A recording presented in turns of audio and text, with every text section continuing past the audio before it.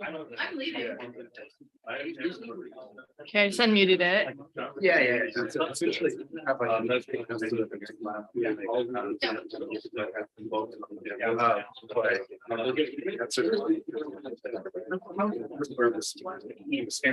it all shows that it's just sort of there's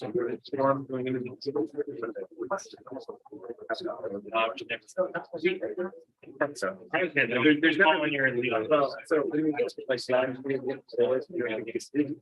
it's not, I wouldn't say it was worthless, but it was, it's like one dude that sat in one break. Questions. So it's never like, oh, it's something together. I don't know if you guys can see the Google. Hey, so since I'm on December 10th, you can fill it out because. Oh, yeah. I also need to I'm literally wide open. Yeah. Half an hour. So I was like, whatever they like, whatever works for him and most people. Yeah, no, yours is very. Follow your lead on those questions. All right, if everyone could please return this to their seats, I will be calling this session to order. All right, and with that, we will go ahead and start with the first item on our agenda, which is approval of the minutes. Do I see a motion to approve the minutes? All right, I see a motion from Kevin. Do I see a second? I see a second from Austin. All right, is there anyone who objects to moving towards our first vote on the minutes? All right, seeing none, that will be put into the Students Assembly channel. Reminder that this will be the first attendance vote of the evening. And do you approve cycle 7 minutes? What is that? Cycle 6 minutes, yes, correct.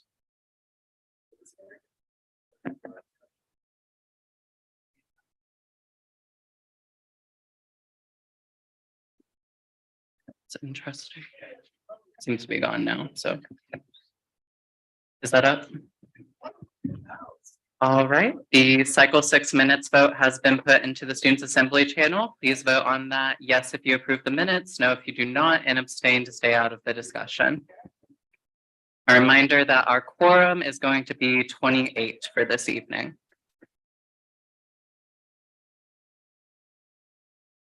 No, it's not. Just be like, he's gonna have a problem with having. Maybe the land, wherever it landed on. I spent.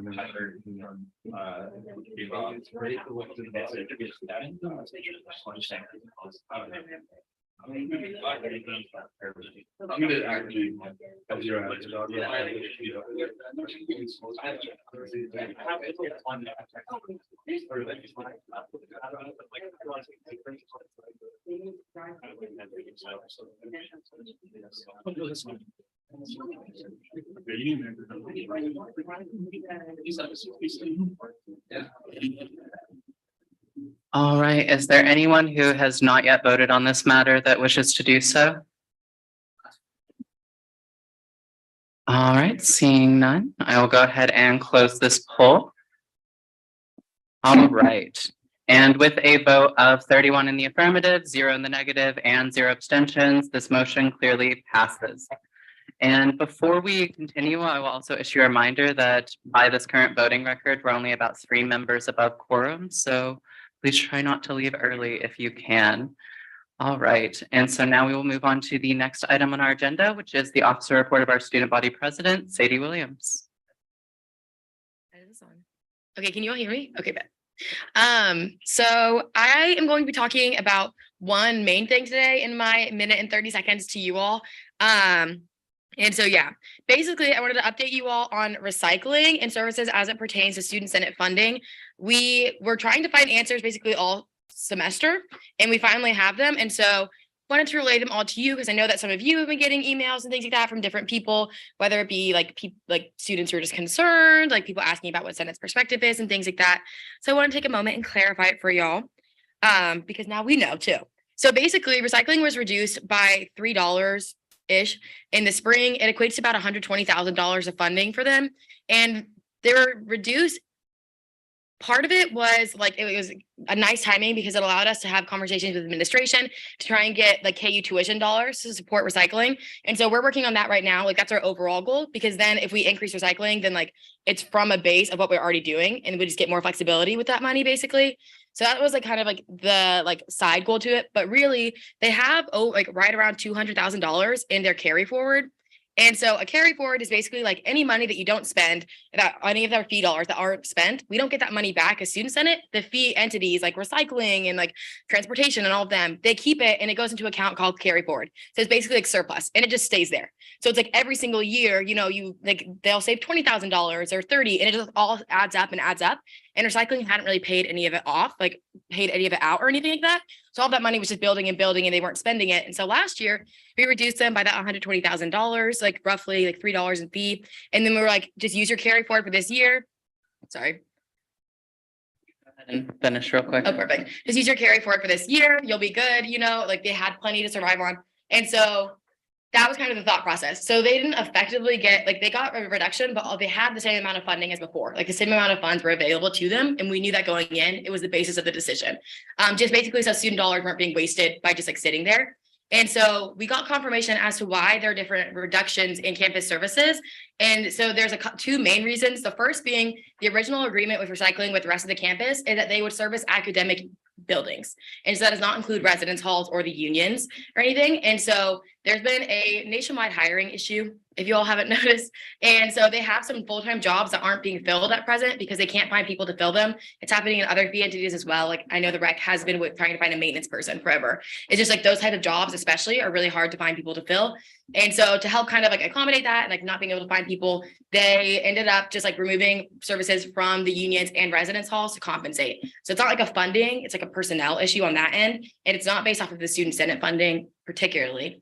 And then on the flip side, there have been some other campus entities or campus affiliated entities that have also had a reduction of services, and anything that isn't the unions or the residence halls, like that are affiliated directly with the university, those services were removed based upon like non-cooperation with the rules of recycling, because it's single stream. And so basically they were having to go in and like sift through individually like all the bins that was recycled every week because it wasn't recycled properly. And they especially didn't have the manpower to do that anymore. Like they at one point had to hire like temporary positions just to sort through that recycling. And they just didn't find that as like a long-term solution for them.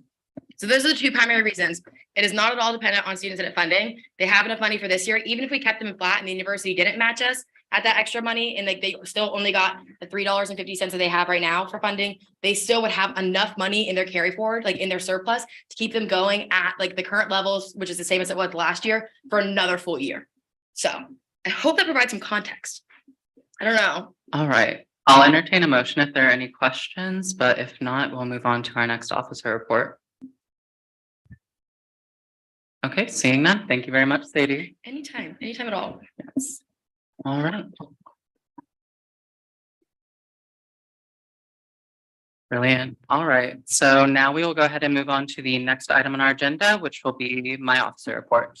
Sam, if you could take this.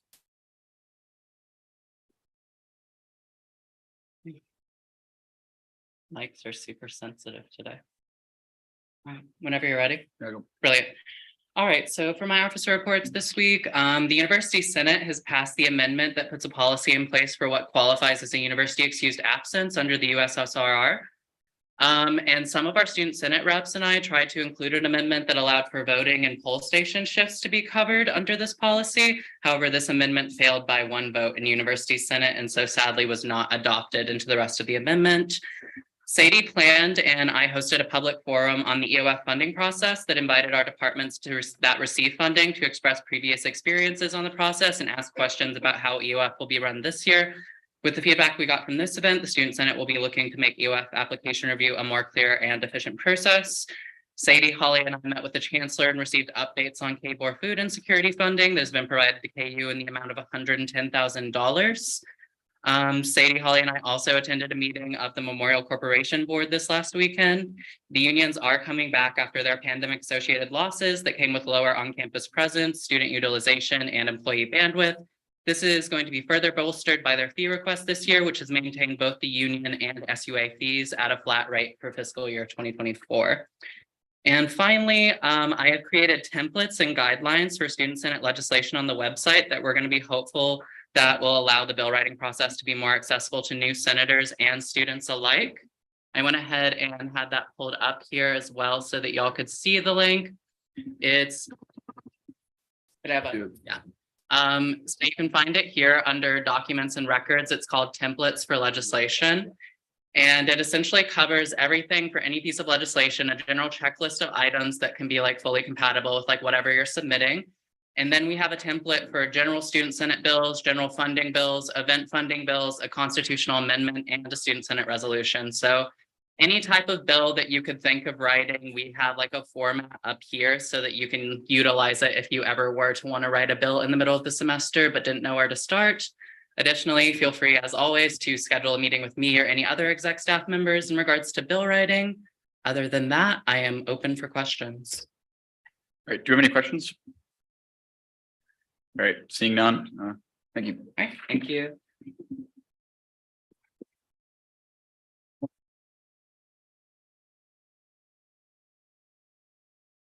Now, the next item on our agenda will be an officer report from our graduate student body president, Holly Hall. Hi everyone, Alessia touched on some points I was going to touch on too, because we go to a lot of the same meetings, so my officer report will be short. On the 2nd of December, we met with the provost and discussed shared governance and what it looks like for students. We've been noticing at University Senate, students have been finding it really difficult to speak up and have their voice because it seems to be dominated a lot by faculty. And so we just got some advice from the provost on kind of like how to navigate that and make sure that students are being represented properly within University Senate. Secondly, I went to the pharmacy school and the Higher Education Administration Students Association to kind of explain what Senate is, how we set the fee, and how to get involved in the hopes that we can kind of get some more graduate students in this room on a Wednesday night. And the Graduate Student Advisory Board met today for our last meeting of the semester. We discussed outreach to grad students that I'm going to be working on over break for next semester, and a meet and greet that we're going to be hosting in the spring for graduate students at the Spencer Museum, and logistics for that. That's everything. All right, any questions for Holly? All right, seeing none, thank you very much, Holly. All right, and now we'll go on to the next item on our agenda, which is the officer report from our Chief of Staff, Sam Sokolov. And feel free to go up there or.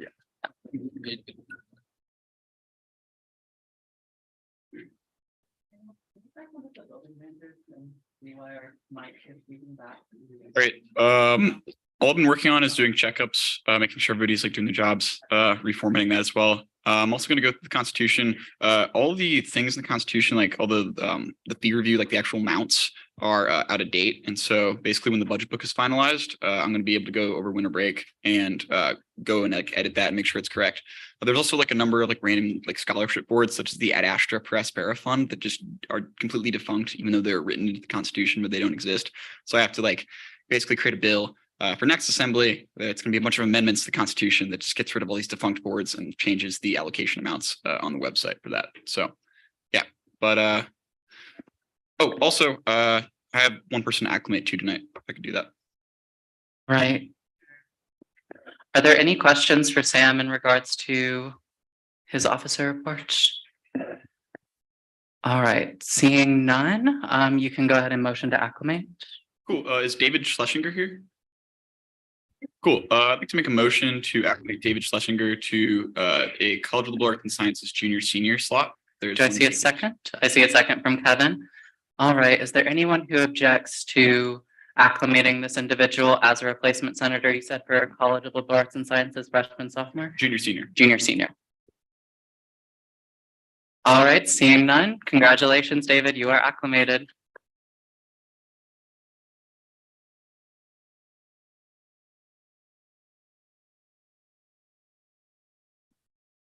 All right, and then the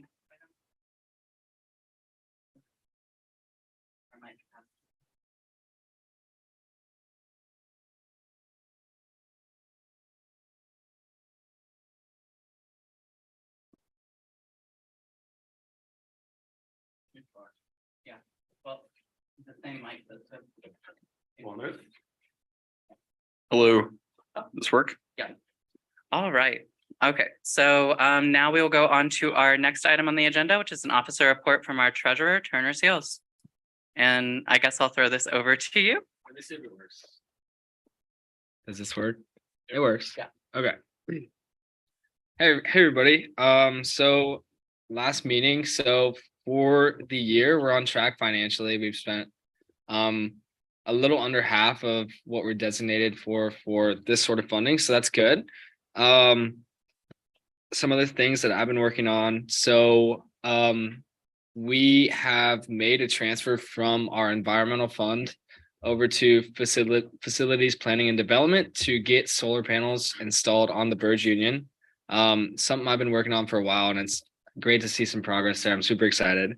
But other than that, I've got a few small projects I'm doing before we all head back home. Just updating the website and doing some more accounting work that kind of fits into my job, just making sure everything's paid for and we know where we're at financially, and updating the website. But that's all I got. All right, are there any questions for Turner? Brilliant. All right, seeing none, thank you very much, Turner. You may step down. All right, and last but not least, we have Danae Estabine, our Government Relations Director.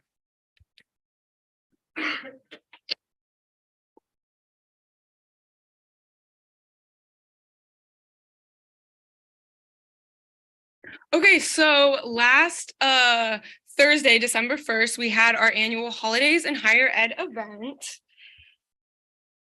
It was a super successful event. We had a lot of students show up from the following campus student groups. So we had Student Senate, the SUA, Dole Institute, pre-law students, political science students, Phi Alpha Delta, lead program, mock trial team, GSAB, and graduate studies.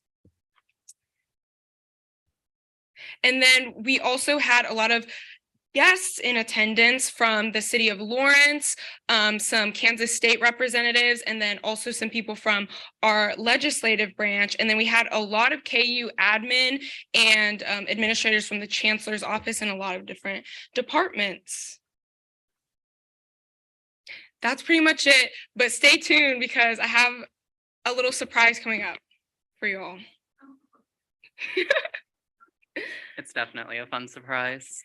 All right, is there anyone who has any questions for our Government Relations Director aside from what it is? All right, seeing none, we will go ahead and move on. Thank you very much, Danae.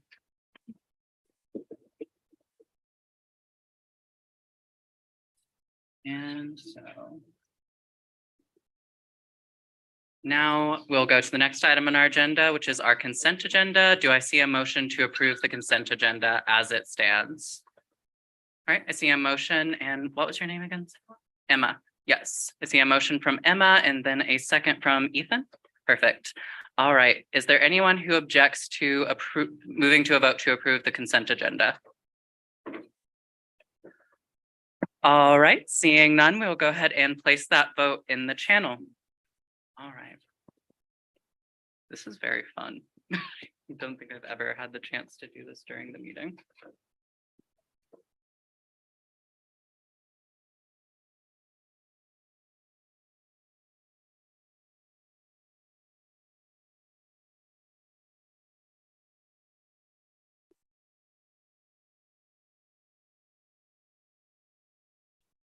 All right, that vote is up. Do you approve the consent agenda? Yes, if you do approve this legislation. No, if you do not, and abstain to stay out of the discussion. And we'll go ahead and let that vote run for about 2 minutes.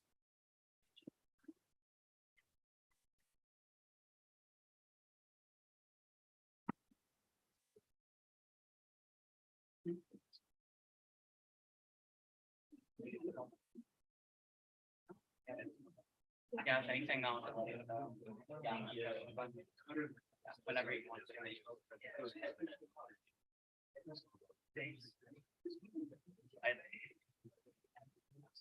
so you sent it to my email here. All right, where? Did you email it to my personal? Oh, are you talking about the bill itself?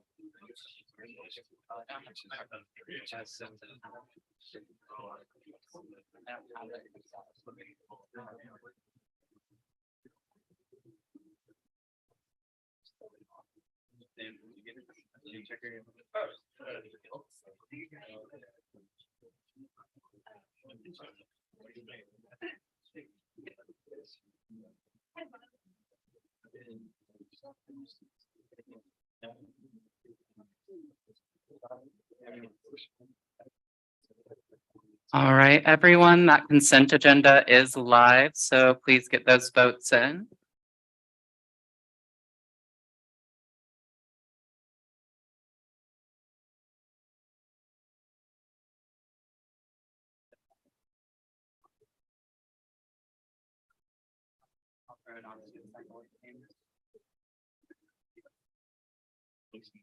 Yeah, they throw it onto the.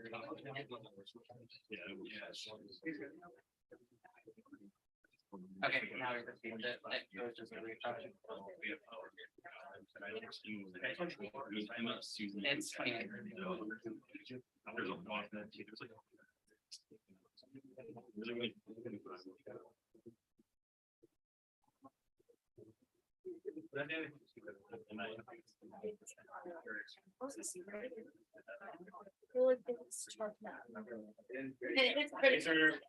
Hey.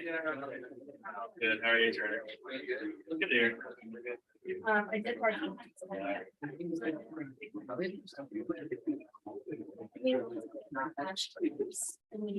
All right. All right, is there anyone who has not yet voted on the consent agenda that wishes to do so? All right, seeing none, we will go ahead and close this vote. And with a vote of 31 in the affirmative, 0 in the negative, and 1 abstention or 2 abstentions, this motion clearly passes. All right. And so I've been told there's a motion to go into committee of the whole. Turner, are you making that? I am making that motion. All right. All right, and I see a second from Camden. Can you state the intention of going into committee of the whole, Turner? Yeah, it's to view the bill to fund KUBSat. All right, perfect. All right, and is there anyone who objects to moving into committee of the whole, given that information? All right, seeing none, we are now in committee of the whole. You can go ahead and come up and present the legislation.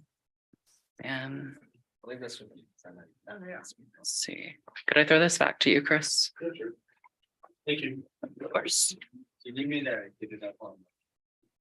Yeah, I just posted it into the Students Assembly channel, so if you just click on them there, then you should be able to open them. Where? PDF file viewer at the beginning, Oh, yeah.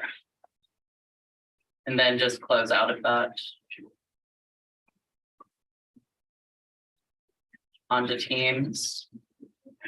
And then, yep, right there. Yeah.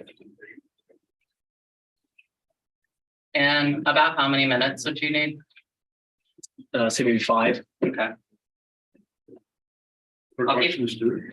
I guess I don't know. Well, there's no time limits in committee of the whole, but I'm just keeping it for order's sake so that we keep to it.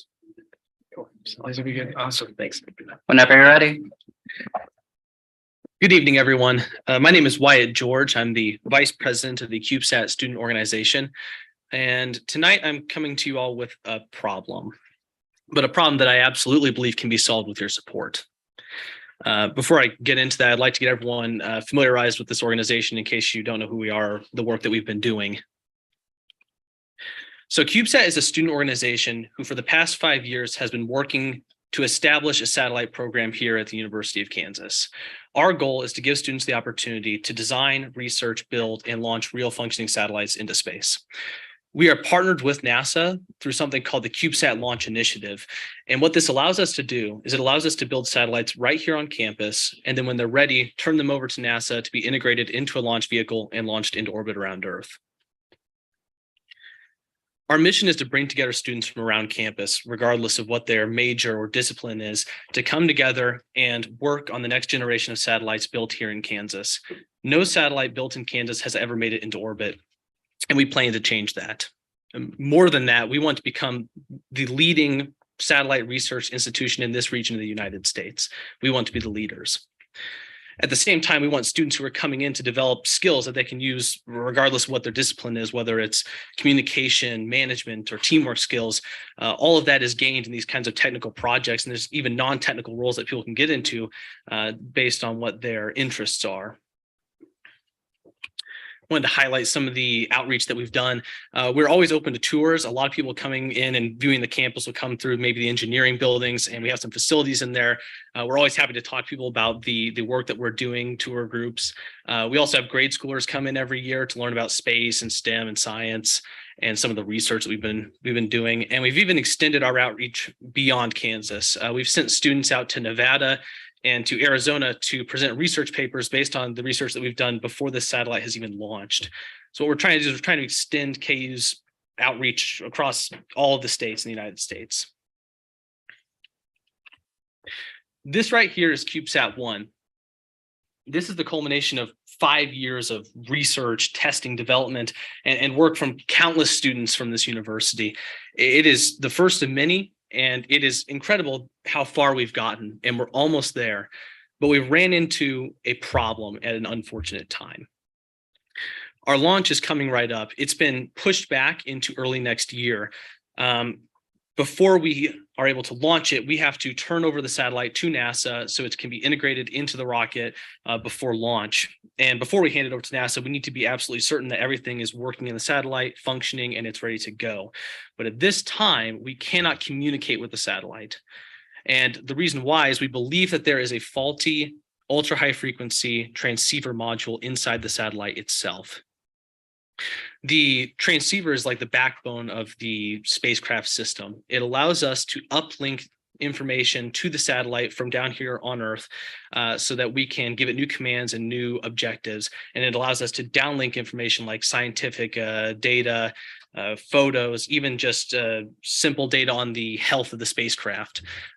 If you do not have a functioning transceiver in your spacecraft, you don't really have a spacecraft at all. So what we're looking for from students in it is we're looking for funding to cover 4 high priority items. That is a new transceiver for the satellite so that we can swap out the broken one and get a new one in, a software defined radio module to test new commands with the new transceiver to ensure that it is functioning in the satellite before we integrate it inside it for good, and 2 accessories that go with the software defined radio to make sure that it's compatible with the transceiver and does not damage it while it's being tested. We're just looking for funding for these high priority items. We understand that it is an unusual time to be asking for this kind of funding this late in the game. We're hoping to get it before the end of this year.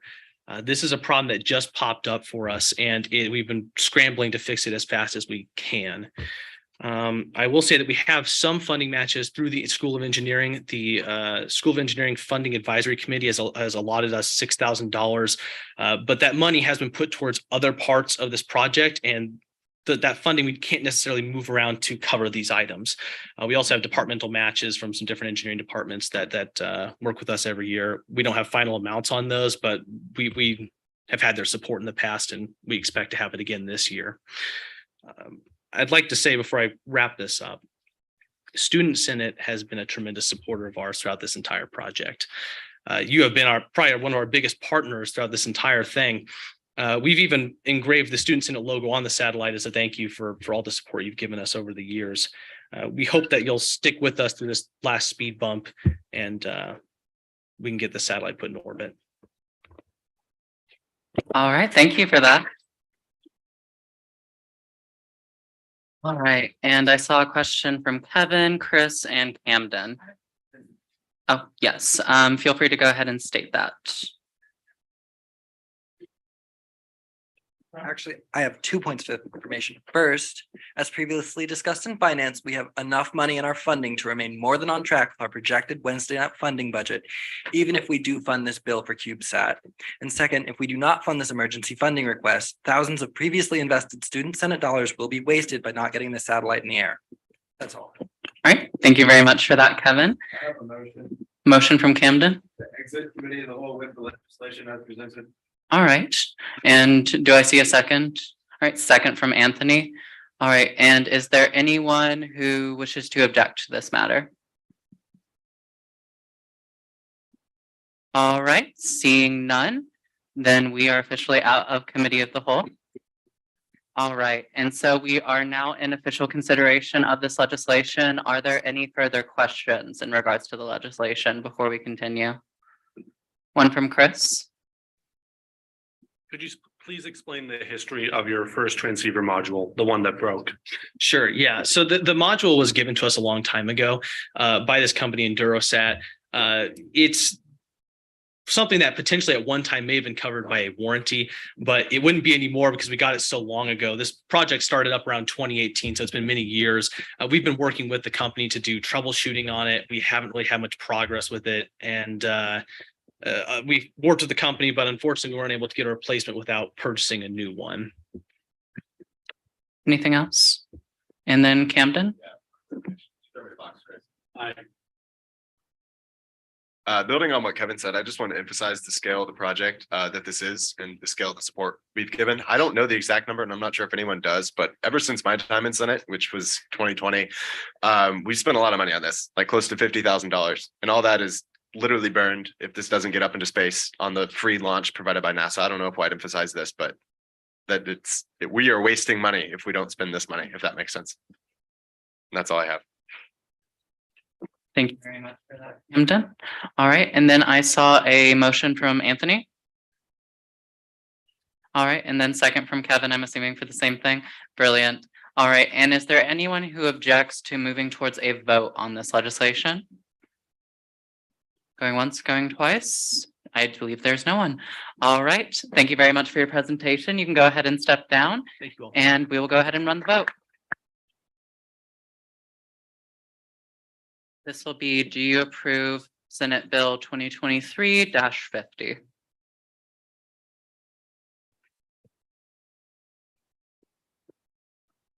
And let me go ahead and get the legislation here up so that you can see it on paper.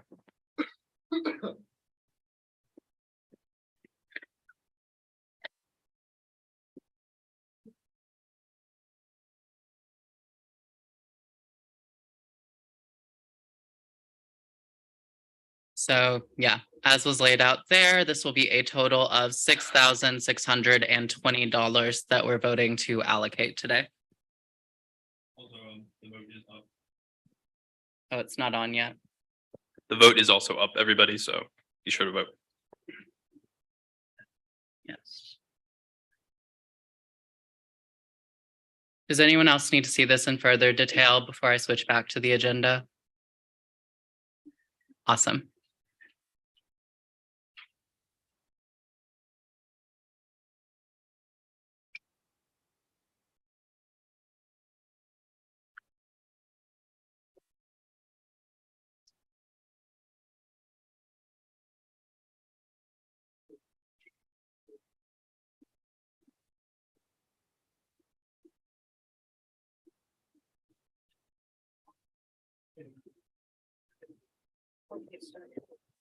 Good now. All right, and as we finish up voting, Danae is ready to reveal her special surprise. So the surprise is just a surprise gift bag. So I drew 5 names from our whatever it's called roster that is here tonight. So we have, apologies if I mess up your name, Robert Epler, Is that you? Okay, yay. Okay, and you guys can meet me in the back once I'm done saying your names and I can get you your bag. Rosebell Garza. Madison Shuey. Okay. Christopher Rathel. I got it. Okay.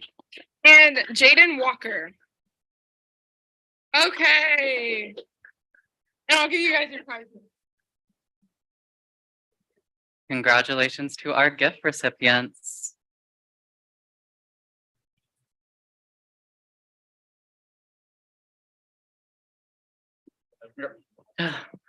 All right, is there anyone else who needs to vote on this matter that has not yet done so? Seeing none, I will close this vote. All right, and with a vote of 35 in the affirmative, 0 in the negative, and 0 abstentions, this motion passes unanimously.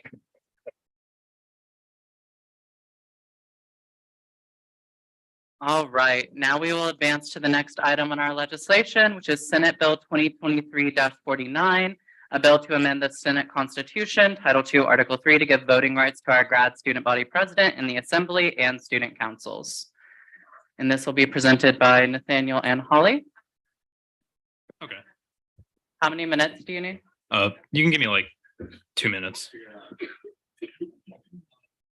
All right, whenever you're ready. All right. So this is going to be the first of many bills and amendments coming up tonight. So sorry about that, everybody.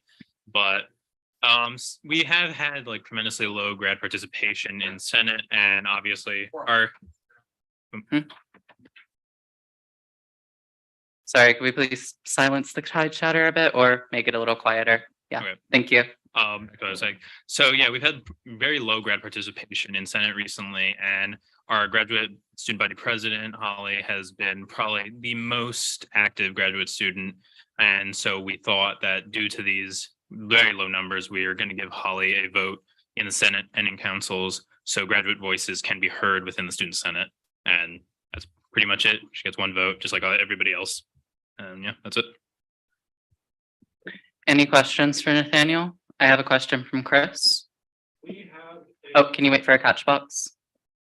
And I'll go ahead and pause. We have a bill coming up later, 2023-41, to add the position of Speaker of the Student Senate. You sponsored that bill, and part of the reasoning for that bill is to make the legislative branch more independent of the executive branch. Isn't this bill moving in the opposite direction? Holly is not involved in the legislative process in any way. The only reason that like Alessia or Sadie is banned from voting is because they are involved in the legislative process. Holly has no role in that. Do you need further clarification or? I don't think it properly answered my question. The graduate student president is involved in the executive branch, correct? Yes. And the purpose of 2023-41 is to separate the legislative and executive branches. Okay, well, I don't know really how to answer that question then, because obviously Holly has no role in the legislative process. As I said, she cannot play a role in that. This is only just to help graduate students get their voices heard, obviously, since we have very limited grad participation. I think we only have one graduate senator here tonight, Vander, and that's one vote amongst everyone else here who are undergraduates. And this is Extension 5 minutes. 5-minute extension. Do I see a second? Second from Anthony. All right. And did you also have a question to ask? All right. And yeah, we'll get that in. And to provide further clarification to sort of like what the process here is. So in terms of like the executive branch, Holly is the only member who is not at all appointed by the student body president. She is appointed like directly by the graduate student advisory board in that role. And so when Nathaniel is trying to get at like not being involved in the legislative process, it really is that, you know, as president of the assembly, I should not get a vote unless I'm tying. And then for Sadie signs legislation at like its final inception. And so if she voted, I mean, she already gets a vote by virtue of being able to veto legislation. And so does that further answer your question as to sort of like why this is more split from the executive branch than it usually would be? Yes, thank you. Of course. And then Anthony? I would, does this work? Yeah, I was just gonna ask a question to provide the space to get that clarification, so. Brilliant. All right. Are there any further questions? All righty. We don't have a negative speech yet, so you might not get that, but yeah. Any further questions? The previous question. Oh, move to previous question. Do I see a second? All right, I see a second back here. All right. And do we have anyone who objects to this matter? Seeing none, we will go ahead and move to a vote. All right, thank you very much, y'all.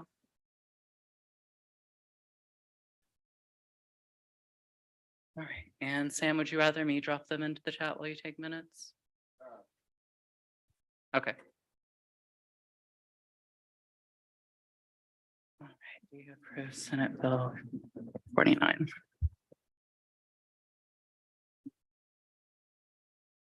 It's so much fun. I don't know why. I feel like we sleep. I have way too much.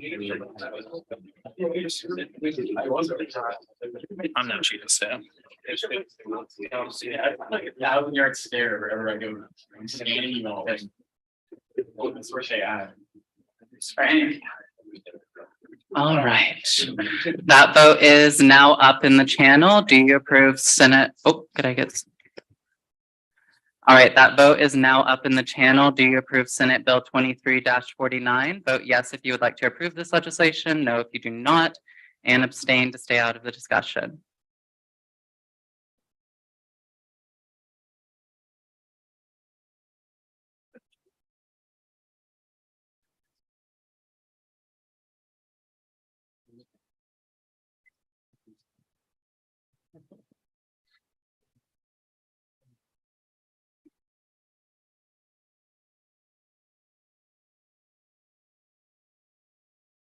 All right. And while this vote is going as well, I wanted to entertain a motion to move our 3-minute recess to when Sadie arrives back in the assembly. Originally, this recess was put in so that we could sign this legislation to give Holly voting rights if it did pass, but Sadie is not currently present yet. And so can I get a motion from someone to do that? All right, so moved. And then second from Vander back here. All right, is there anyone who objects to moving the 3-minute recess to whenever Sadie returns to the chamber? All right, seeing none, that motion and amendment to the agenda is approved. All right. Well, hold on, let me check this record first though.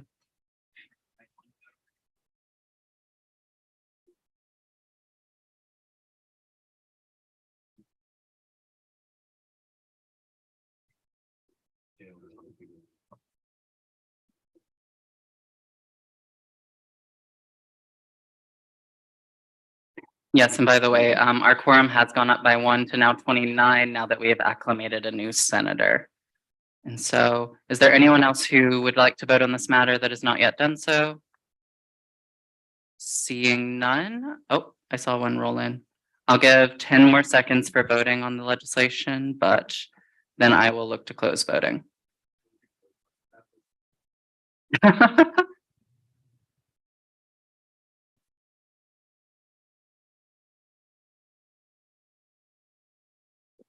All right, anyone else who's not yet voted? Seeing none, we will go ahead and close out this poll. All right, and with a vote of 32 in the affirmative, 0 in the negative, and 3 abstentions, this motion clearly passes.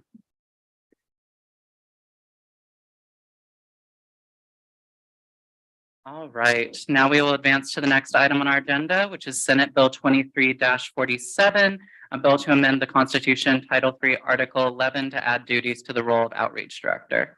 Nathaniel, how much time do you need? Means like 2 minutes again. All right. Whenever you're ready. Okay, so this bill, the original bill passed a few cycles ago where we changed our policy director to our outreach director.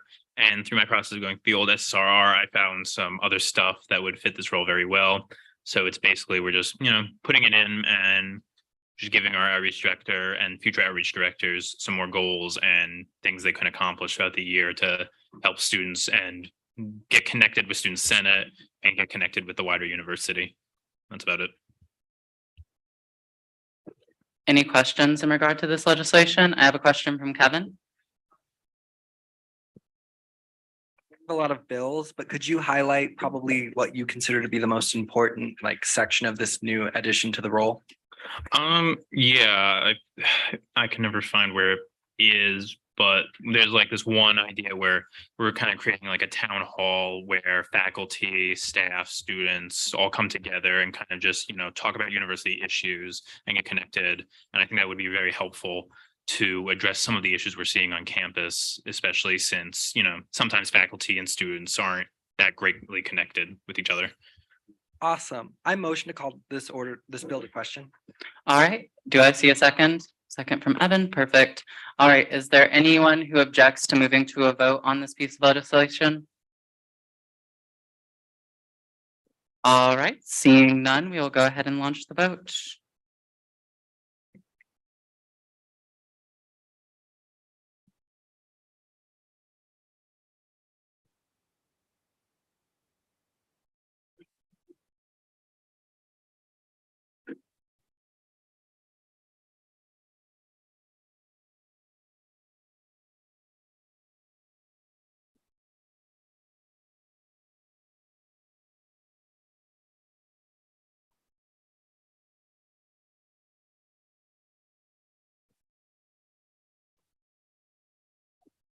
All right, that vote is now launched. Do you approve Senate Bill 23-46? Once again, yes if you approve, no if you do not, abstain to stay out of the discussion.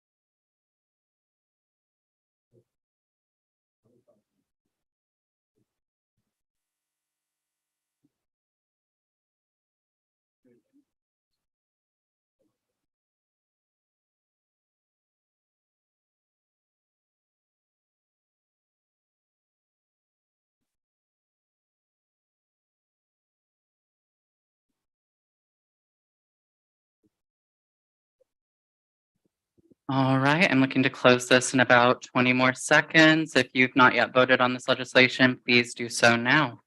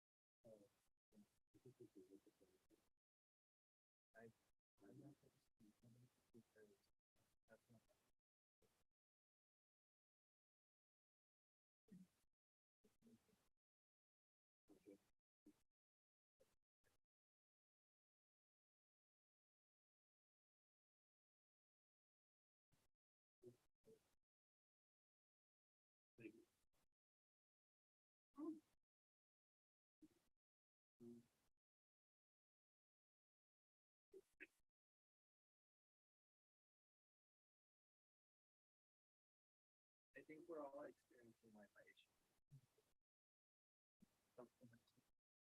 Could we have Wilson Evans come up to the chair, please, for a second?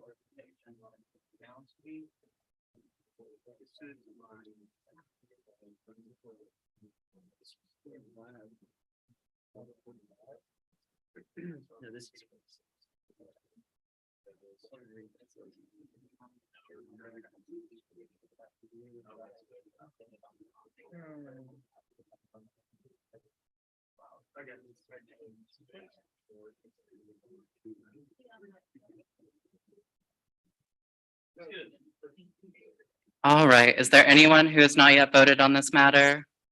I'm guessing not. All right, so I'll move to close this vote.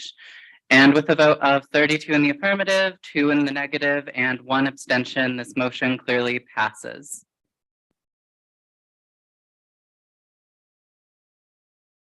All right, and now we will go ahead and move on to the next item on our agenda, which is Senate Bill 23-45, a bill to amend the Constitution to add gender identity and expression regulations for legislation. 2 minutes. Wait. Oh, yeah. Okay, yeah, 2 minutes is good. Brilliant. Okay. So this is just another SSRR poll that we found, and it's basically just like really simple. It's just like, oh, you have to keep your bills gender neutral in their personal pronouns and stuff. So we thought, why not put it back in since it just got removed in the rewrite? So yeah, that's about it. Any questions? Question from Kevin? Again, I know we have a lot of bills, but I just wanted to ask if someone were to accidentally turn in a bill that did not use gender neutral language, would y'all immediately shoot it down, or would you just send an email politely or rephrasing? Yeah, no, we're not gonna shoot someone's bill down for messing up a pronoun. Any other questions? Question from Chris and then Jaden. I move to amend, substitute for personal pronouns in legislation must be gender neutral unless the referred to person's pronouns are known. Sorry. Wait, Where's which part? that? The entire thing. The entire thing could be one sentence. Okay, yeah, I mean, we can do that. Do you want me to just delete it?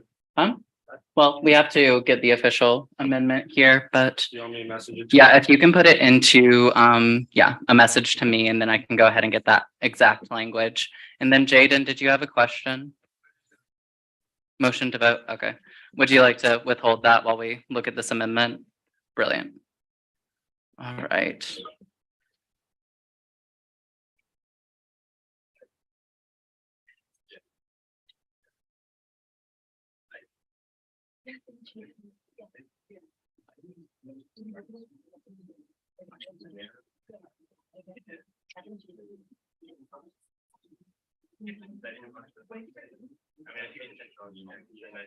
I'm just getting into Drive so we can amend that in real time. Oh, you'll do it?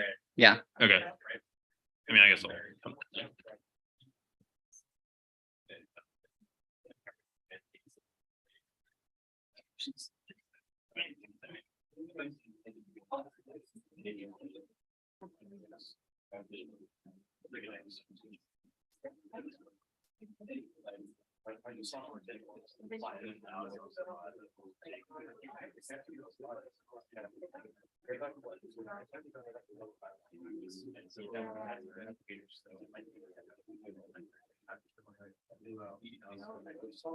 That was the gendered language ledge.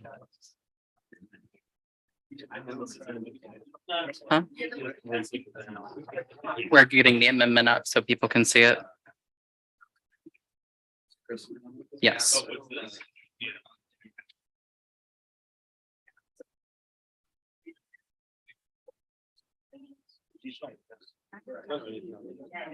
The next one.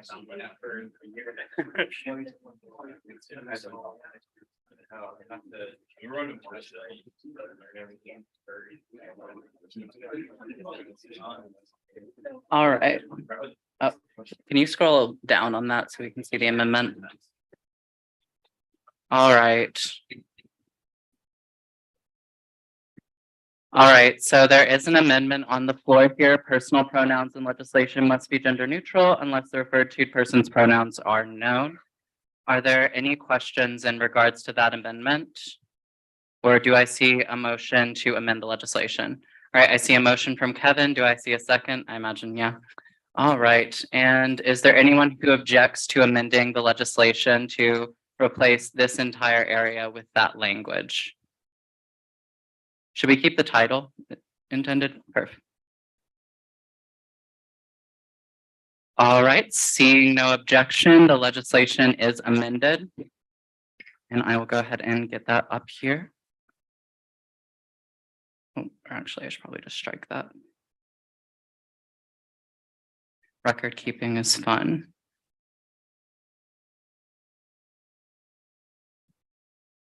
All right. So now this is the current legislation that we'll be voting on. Do I have a motion? And or other speeches? I see a motion from Chris. Do I see a second? I see a second from Jaden. All right. Is there anyone who objects to moving to a vote on this legislation? All right. Seeing none, we will go ahead and get that into the chat.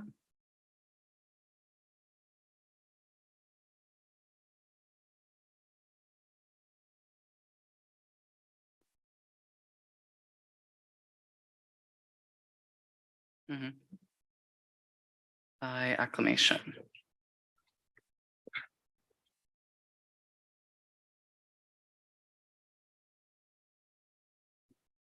And Sadie, could you come up here?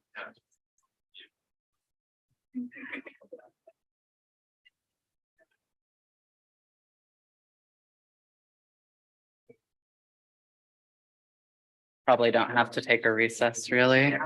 They're voting. Oh, so cute. Yes. Perfect.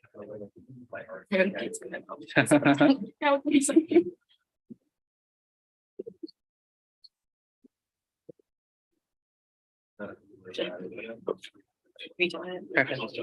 you, Lucia. Of course, thank you. All right. Important news here. Sadie Williams, our student body president, has now signed final bill 2023-49. As you can see here, the bill is now officially in effect, and so our graduate student body president can vote on this motion.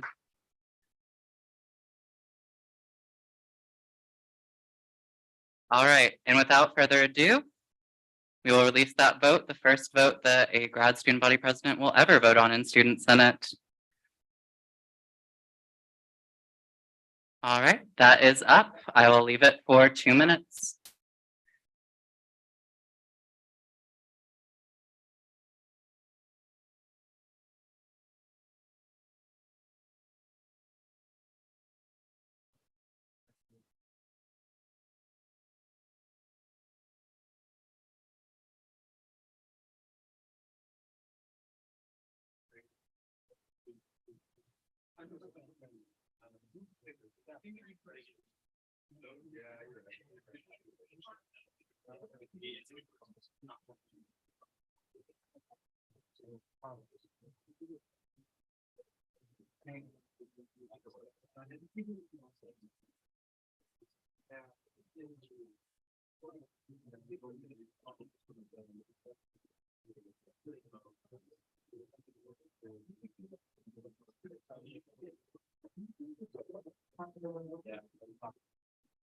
All right, folks, we only have about 25 votes currently. We need 4 more votes to reach quorum. So if you have not yet voted, please do so.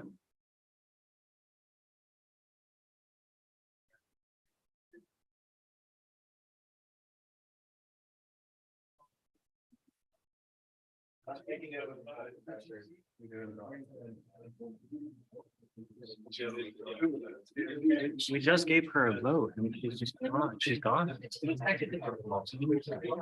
Right.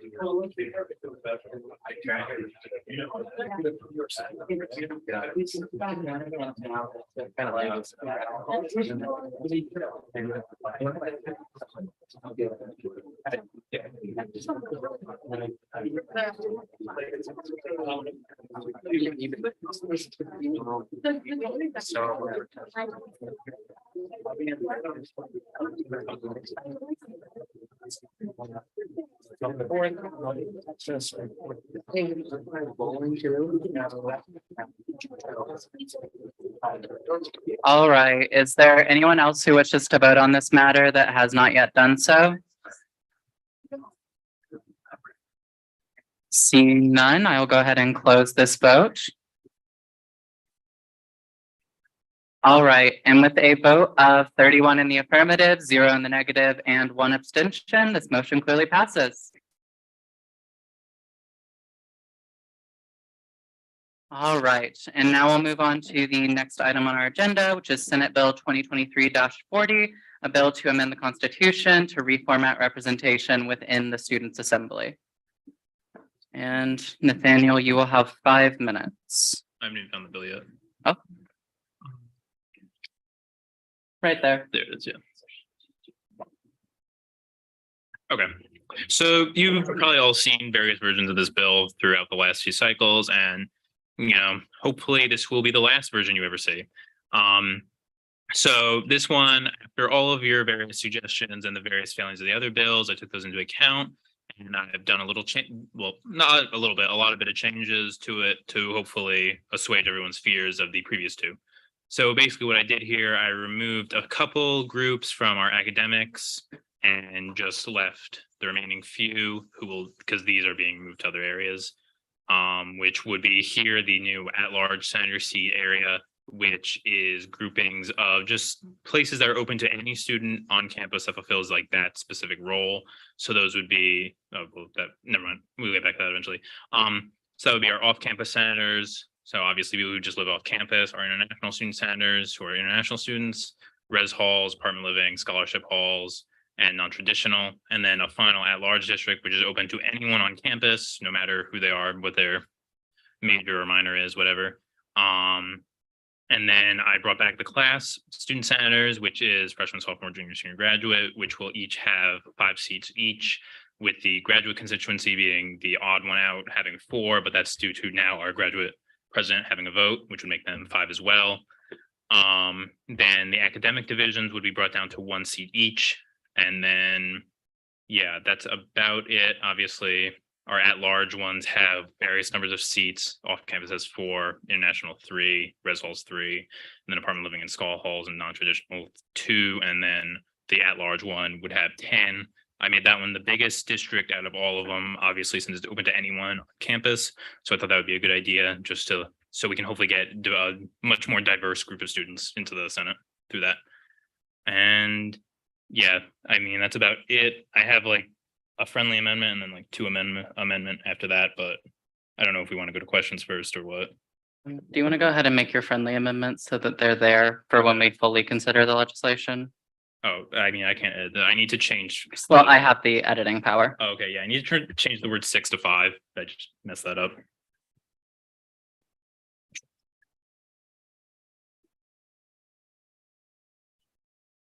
And then, oh, yeah, there we go. And the only other amendment would be, we have a few community senator seats that I feel were made obsolete by the addition of the at-large seats and how some of them gained seats. So that would be the AHSC senator, which I would like to remove, and then. Oh, well, that one would be more than a friendly amendment. Yeah, that's my actual amendment. Yeah. That one we should probably consider after questions. Okay, so then I guess we'll go to questions. Yeah, all right. I'm gonna go ahead and gather a list here. Who had questions in the room? I saw Chris first and then Anthony. Oh, you had a friendly amendment as well? Oh, just a friendly amendment, and then it was a question from you, Anthony. All right, can we do your friendly amendment after Anthony's question? I think we should get to it before the bill. Oh, before the mayor? Okay, yeah, go ahead then. Could you please scroll up to section 1? All the language between the first and last sentences of section 1 has been made moot by taking out those Senate seats. Oh, that's true. We should probably remember that. What is the language there? Senators belonging to this division shall represent the constituency that is related to this. That part should stay in, everything between the first and last. Oh, first. So. Oh, yeah. I see what he's saying. Okay. So right here is where I'm starting. Because international, non-traditional, that's being taken out. Well, also graduate one too. You have to take that out. Okay, so this entire section should be deleted. And the sentence right before it, if a senator is a graduate student. There? Yep. All right. And then we will go ahead and strike that through. Thank you. All right, we had Anthony with the question first, and then we'll get to you, Kevin. All right, you can go ahead. So in cycle 6, in the finance council, this failed, 1 in favor, 19 against, and 1 abstention. While there are some changes to this legislation, did you purposely skip the finance council so that this can make it to General Assembly? I was not given a choice where bills are assigned. All right, Kevin. This is, okay, is this correct? There are currently 110 seats that can be filled on Student Senate. This bill moves that down to 71. I think 75, but that doesn't account for community center seats, so I wouldn't know. I'd probably say it would be around like 80. All right, and then I have another question from Anthony. We only have 18 seconds remaining, so can I go ahead and get a time extension? I see one from Kevin. How much? 5 minutes? Do I see a second? All right, I think I see a second back there from Nicole. All right, and is there anyone who objects to a 5-minute time extension for questions? All right, seeing none. Anthony, you have the floor. Previously, you've stated that the purpose of this legislation is to match other Big 12 schools. If this legislation passes tonight, are you prepared to give up the hand we have in the fee and match the other Big 12 schools for the amount they have in fee as well? That is a complete non sequitur. I will not answer that question. All right, any other questions? Points of information, speeches? Oh, question from you, Chris. Hello, I believe your first attempts at this bill were to well, you argued in the first bills that making Senate seats based on classes instead of schools match sort of how students approach their own representation on Senate. But now with this being sort of a hybrid of the two approaches, what's your philosophy behind this? Honestly, I still agree with the previous philosophy, but I think honestly, this is a way that will work for everyone, and I'd rather compromise than just have it completely fail.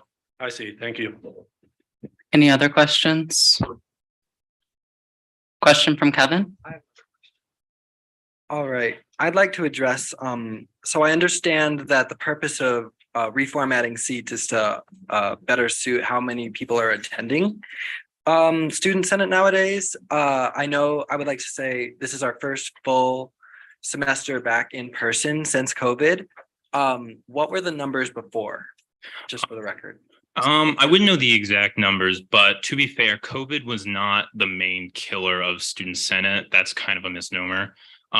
We've learned from previous staff and our current, I'm not sure of her title, but I'll mention her name, Sarah Bowman, that Senate numbers have been dropping across the board for about, I think it was like 4-ish years, even before COVID. So this has been a general trend since for a while. Oh, Okay, I'm just gonna any like other? point of information, like I don't, not to be. There was no killer of Student Senate. We're all here in this room. You're here for a reason. We're all very lively and like engaged. Sorry, not to. no, that's true. That was more figure of speech. I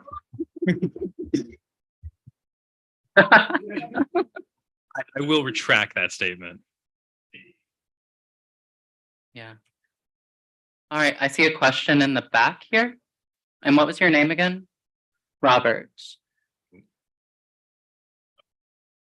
I know that not having filled spots is like obviously not ideal, but what is like the actual damage that is doing?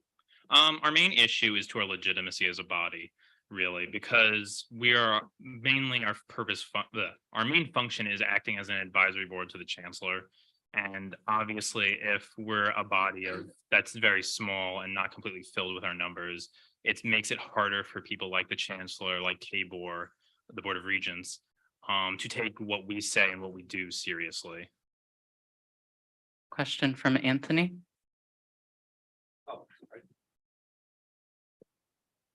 Has any of the higher ups, like the chancellor or the provost, directly said that our size affects our legitimacy? Or is that just felt? I have not spoken with the chancellor. I don't personally know the chancellor, so I can't answer that. Oh, Holly, if you can. So I can kind of answer that question. It's been felt across the board that engagement is really low. And we were kind of like asked to make sure that we have these meetings in person because administration felt like, and so did our exec, felt like that would engage students more, but we definitely have a lack of graduate students here. And Nathaniel was right in the fact that we can't be as legitimate to cable, especially in regards to fee, which is obviously really important.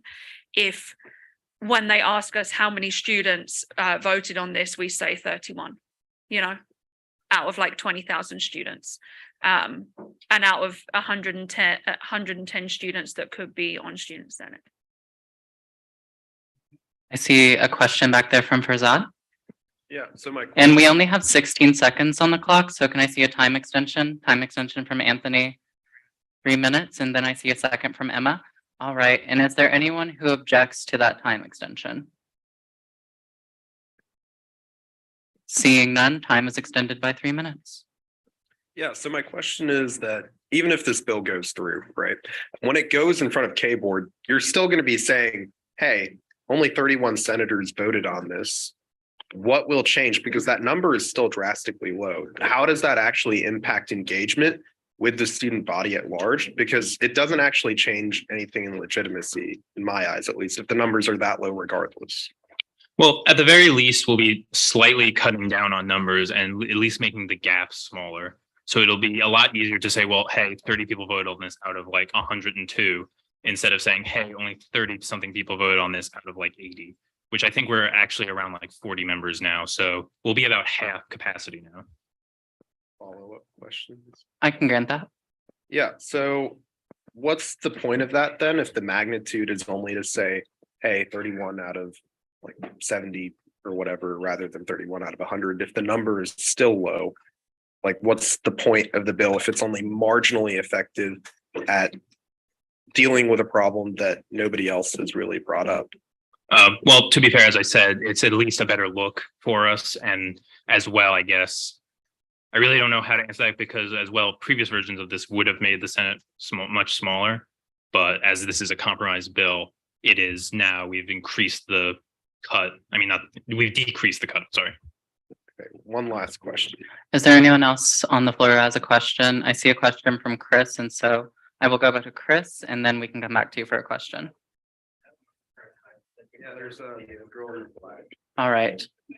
Oh, there was a question back here. Yeah, we have Oh, from Nicole. a lot of questions. All right. 5, Huh? extension 5 minutes. Extension 5 minutes. I see a second from Kevin. Is there anyone who objects for a 5-minute extension? All right, seeing none, I will approve that 5-minute extension as a passed motion. All right, and who is on the floor with questions? Can I just get like all hands raised so I can? Okay, so it's Nicole, Chris, Jaden, and who's back there? David. All right, so let me, Oh, we also got Farzad too. He wants his follow-up. yes, sorry, I need to make the list based upon this. Right. May I ask mine in the meantime? No, the first one who can actually ask is David because he hasn't spoken yet.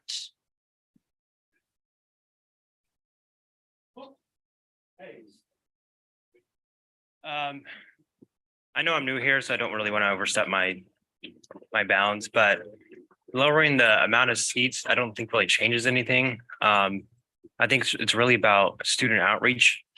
My time here, I've been here almost 3 years, and nobody in the Student Senate has reached out. I've never met anybody in the Student Senate.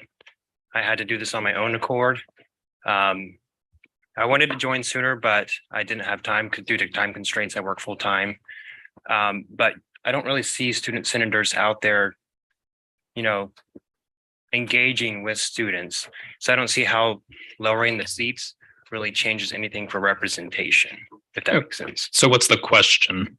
My That question just is, seemed like a how negative does- speech. Like, how does this really make a change for representation? Yeah, I believe that was the question, like sort of like how does this shift representation in your eyes? Like will this be better for the student body if they have less representatives over more, Okay. considering current outreach initiatives? Right. Okay. Considering current outreach, I guess I'll start with that. We have been doing outreach, especially with our current transition from our policy director to our outreach director. But that is true. I will admit outreach has been struggling, but I personally have emailed almost every department at KU asking to allow the student senate to speak to their students or at least do some form of outreach to them.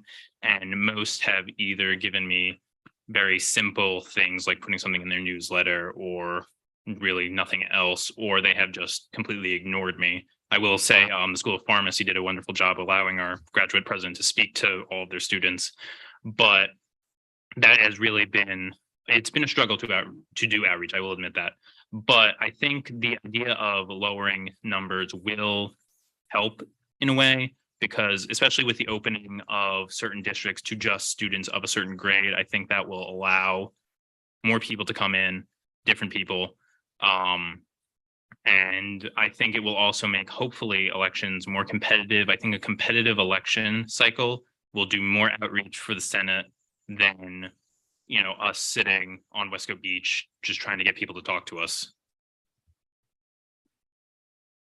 Yes, you can say your point of information, and then did you have a question, Hamden?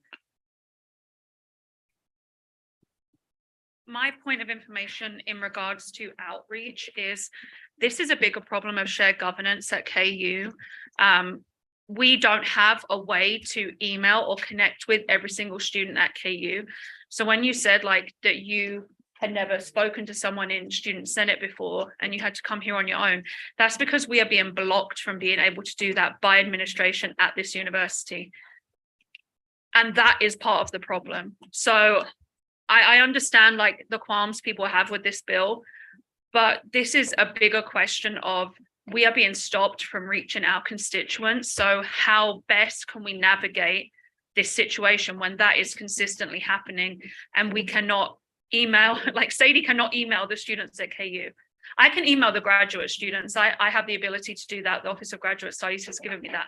But Sadie cannot email the whole student body, even though she was elected by them to represent. That's a problem. All right, next I have on the list here is Nicole.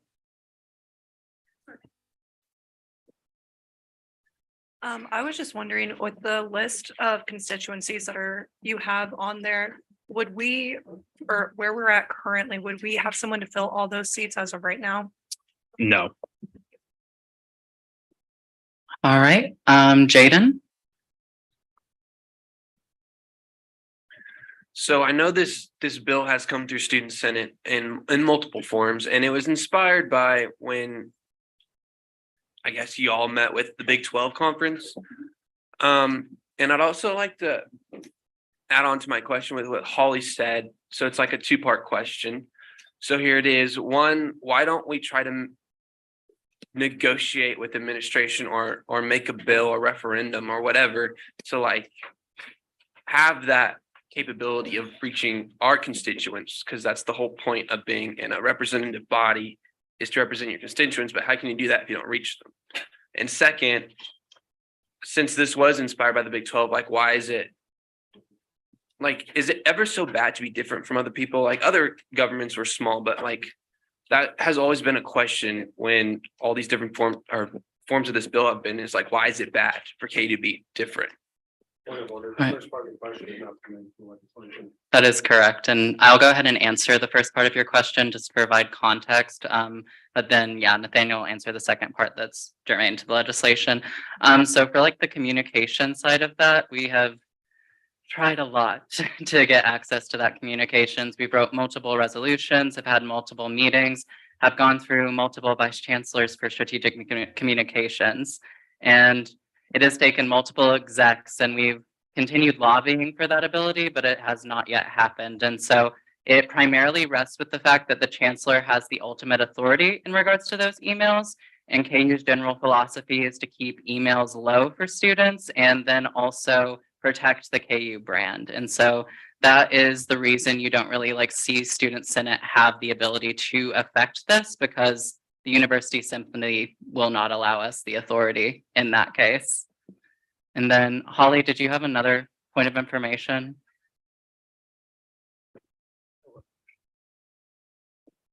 I caught it this time. I want to add to that in the spring in University Senate, we with faculty, staff, and obviously students wrote a resolution about shared governance and how we felt like we were not being heard and we were not able to reach our constituents because faculty and staff also have this issue. And so the provost created a shared governance task force.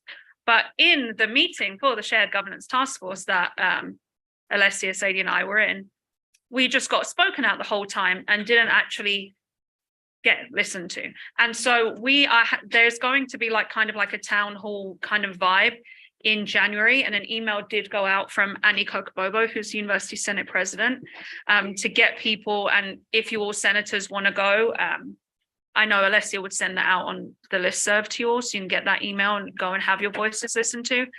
But the problem is that they're still not listening to us like in those spaces, and also faculty are very much dominating like they are in University Senate, which stops us from having our voices heard and being able to reach constituents.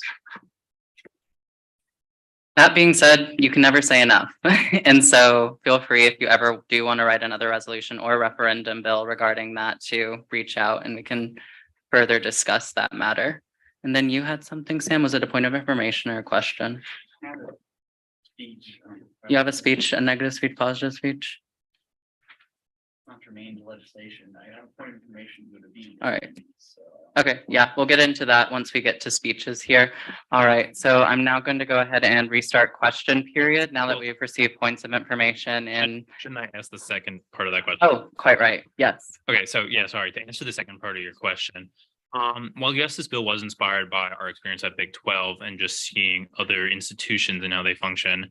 To be fair, K's student government is very unique compared to the other Big 12 institutions in a variety of ways that it would take me a pretty long time to talk about just how unique we are. And just, lowering our number of our senator seats, it won't make us really any less unique to these other institutions. Next on the floor, I have Camden, then Chris, then Farzad. Is there anyone else who has a question that I have not named on that list? Amazing. I'm curious for your rationale behind eliminating the freshman senator positions. Would that include eliminating the freshman elections traditionally held in October? Yeah, the freshmen just got moved to the where is it? Right here to the class student senators. They just got moved. So when will freshman elections be held? They'll still be held at the same time.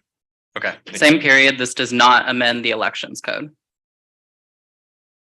All right, Chris. One of the things I liked about the original drafts of this bill is it simplified the structure of the Senate a great deal by removing these separate school divisions and instead making it just the 5 class divisions. The current legislation adds more divisions to the student senate. Do you fear that that may create confusion when people are looking to get involved in student senate? Honestly, I don't think so. I think, the whole point was kind of, you can have multiple avenues to get into Senate. So like, let's say you're a pharmacy student, but pharmacy was filled. Okay, so I'll go to the graduate division, but that was filled. Okay, I'll go to the at-large division, or I'll go to wherever else. So it kind of opens up many avenues for people to still get in. Thank you. Right, and then I had a question. Oh, I have a motion to vote on this matter, seeing as this is the 3rd time we've discussed this in Senate. right. I would honestly also like to adjust. I haven't put my amendment in. All right. Do not move out. You do not move out of that motion? All right. And there has been a proper objection, and so now we will move to a vote. Oh, yeah. Was there a second to your? And to be fair, Kevin rescinded his motion. No, Kevin he did not. Oh, sorry. Yeah. Okay, so did anyone second your motion, Kevin? Yes. Oh, yeah, now you can. Okay. All right. Point of order. Point of order. Nathaniel, sorry, that is your name, right? Yeah. I'm so sorry. No, it's no problem. You gave notice before you started presenting this that you were going to give an amendment, right? Yeah, I mean, to be fair, that's up to the chair. That over a later motion? Unfortunately, no, because the motion was never made to actually start the amendment. Yeah. Yeah. That's fine. Anthony? Yes? So just my point of information is there is an amendment and a negative speech on the floor. All right, so motion and seconding of that motion is still held. Kevin, Holly? Brilliant. All right, so there is a motion and a second, and then there is an objection. And so we will now move to a vote on whether or not we will move to a vote on this legislation.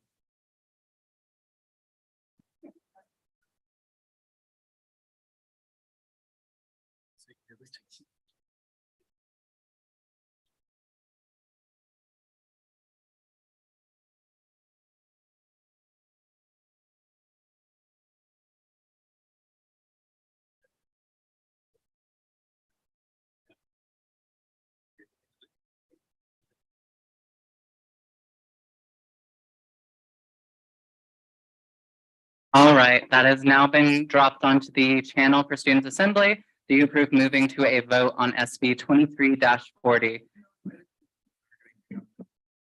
I'll allow about 2 minutes for that vote to occur.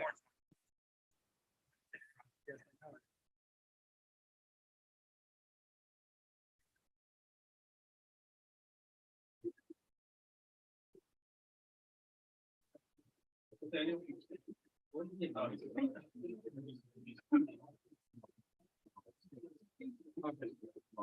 you.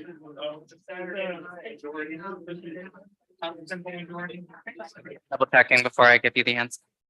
I think that's, yeah.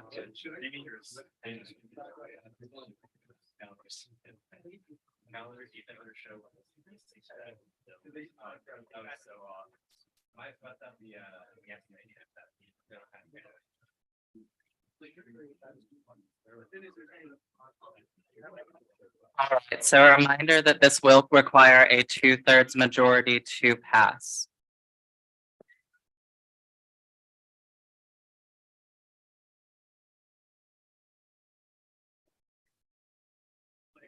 You can also use the mic that's right next to you. You can turn it on. Well, you need to turn it on the bottom. Oh, here, can I just get it?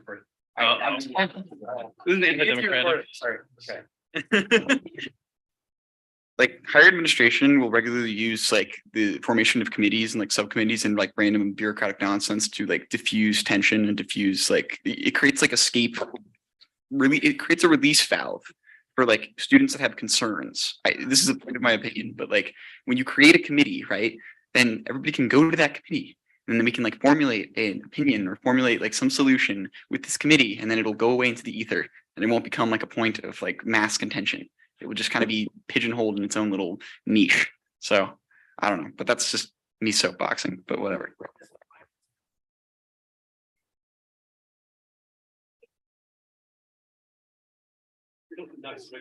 Yeah. All right, is there anyone else who has not yet voted on this matter that wishes to do so? Yeah.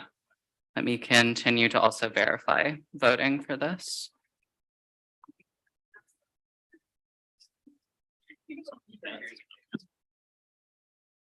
It's looking. Is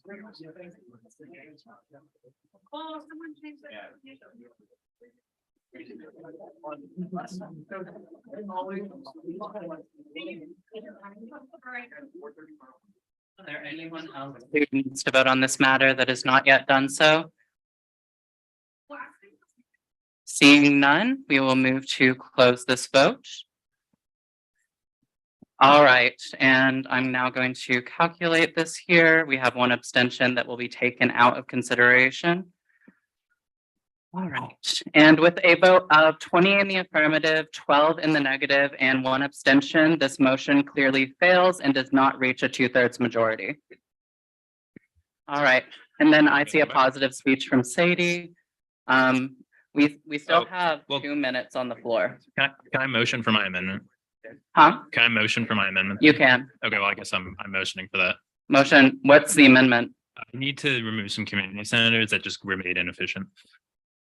All right, and can you specify the areas of removal? It should be. Which section?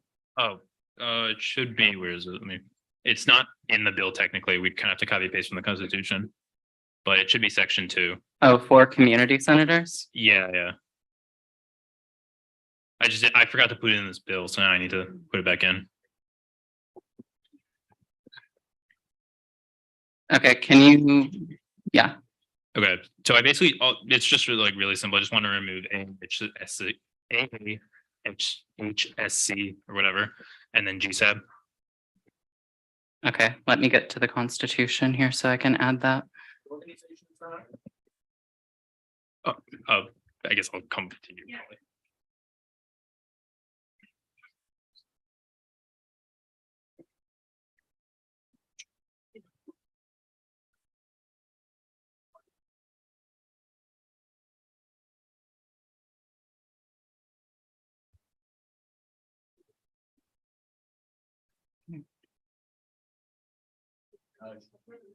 You gotta go like on Jared Boulevard and just sit down by the street. How about no? Evan, join me. No, I'm gonna be live view the car on day. It's gonna live view. It's all gonna call.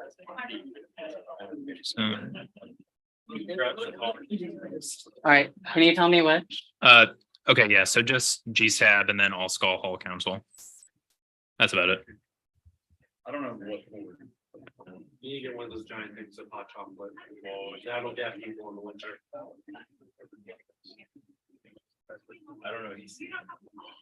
Okay. So that is the context of your amendment there? Yeah, I guess kind of also just like explain the reasoning. Yes, all right, can we quiet down the chamber now?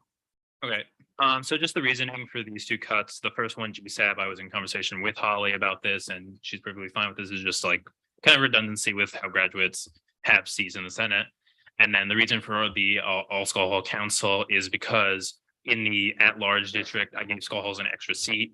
So they still retain their same number of seats. It's just, it makes it a little simpler. And it's also more democratic as well.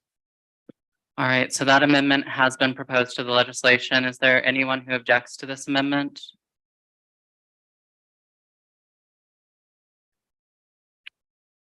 All right, seeing none, the amendment is adopted by acclamation. All right, and let's see, going down the question list, we have 1 minute and 23 seconds remaining. You asked your question, correct, Chris? All right, and so for Zod, you have your question left on the docket here if you do so wish to ask it. Sure. Okay, can I go now? Yeah. Hey, so like, what's the point of just having the option, like, if we decide to increase engagement in some way where each senator goes to the people that elected them or that they were appointed by and actively campaigns, which to be honest, I did not really campaign this year. People just voted for me. Like the first year I campaigned, a bunch of people were like, yeah, vote for Zod. And I think those same people ended up voting for me again. Why can't we just leave the option open to the student body that elects us to do the work here to have the option of people like Dave where, hey, sometime in the middle of the semester or at the end of the semester, you know what? I want to get engaged with Senate. I'm going to go run. Why can't there be the option to the student body, leave that decision with them if they so choose to get involved with Senate? Okay, so this won't remove the process of fill-in senators. We're always going to have fill-in senators. And That's obviously, the scale that the student body wants. Oh, Sorry, last yeah, little can we not interrupt the speaker? Thank you. All right. okay, I guess with that as well, the scale is, I think, still fine. There will still be a lot of open seats, and I think a lot of people will have the opportunity to come into Senate late through the fill-in process. And even with that, senators will just leave, to be fair, or they will get removed due to attendance infractions. So I feel like there will always be a revolving door in the Senate of people coming in and coming out for whatever reason they have. All right, and with that, we are out of time. If there are any further questions, I will entertain a motion to extend time. However, if there are not any further questions, then we will go to speeches. Holly, do you have a motion? Oh, do I see a second? Oh, there are speeches on the floor, so do you still want to proceed with that? All right. Huh? I mean, you can object to it right here. I mean, well, you can object technically since you're not a voting member. Berzad, will you make a motion or are you going to withdraw your second? Okay, now, are there any motions on the floor to call the previous question? None, all right. You can go ahead and come back to the dais here and resume your roll taking minutes. Can I now get hands up for neg speeches? All right, so I have one from Anthony. Is there anyone else who has a neg speech to this legislation? I see Berzad. All right, any other neg speeches? All right, now do I see positive speeches? I see a positive speech from Sadie. Are there any other positive speeches in regards to this legislation? All right, seeing none, we will proceed with our first negative speech by Senator Anthony Hudson. And 2 minutes sound good? I can do that. Try to fit in that. All right. Whenever you're ready. Okay. Yes, let me pull it up real quick. Okay, so I just wanted to start off by saying that the reason I'm here is because of an email I got towards the end of the semester of the spring semester. That's how I was reached. It was an email from Student Affairs. And so emails do in fact work to get people here. Second thing, I mentioned it before, the original legislation was created in order to match the Big 12. As some people have already said, some senators have already said, there is no need to match the Big 12. I want to remind everyone that the Big 12 is just a group of schools put together to play sports, and things come out of that. There is no reason we're in the Big 12 other than sports. As you guys know, the Big 12 is changing, and so the schools that we're relating ourselves to are going to change as well. Second thing, I mentioned this earlier in a question, but this legislation, a slightly different version of it, failed in the Finance Council in cycle 6, 1 in favor, 19 against, and 1 abstention. A large amount of people from the Finance Council are against this, and we did not get to see this again. I know that I don't know who gets to choose that, but the fact of the matter is the Finance Council did not get to see this. Next, this does not change the quorum amount.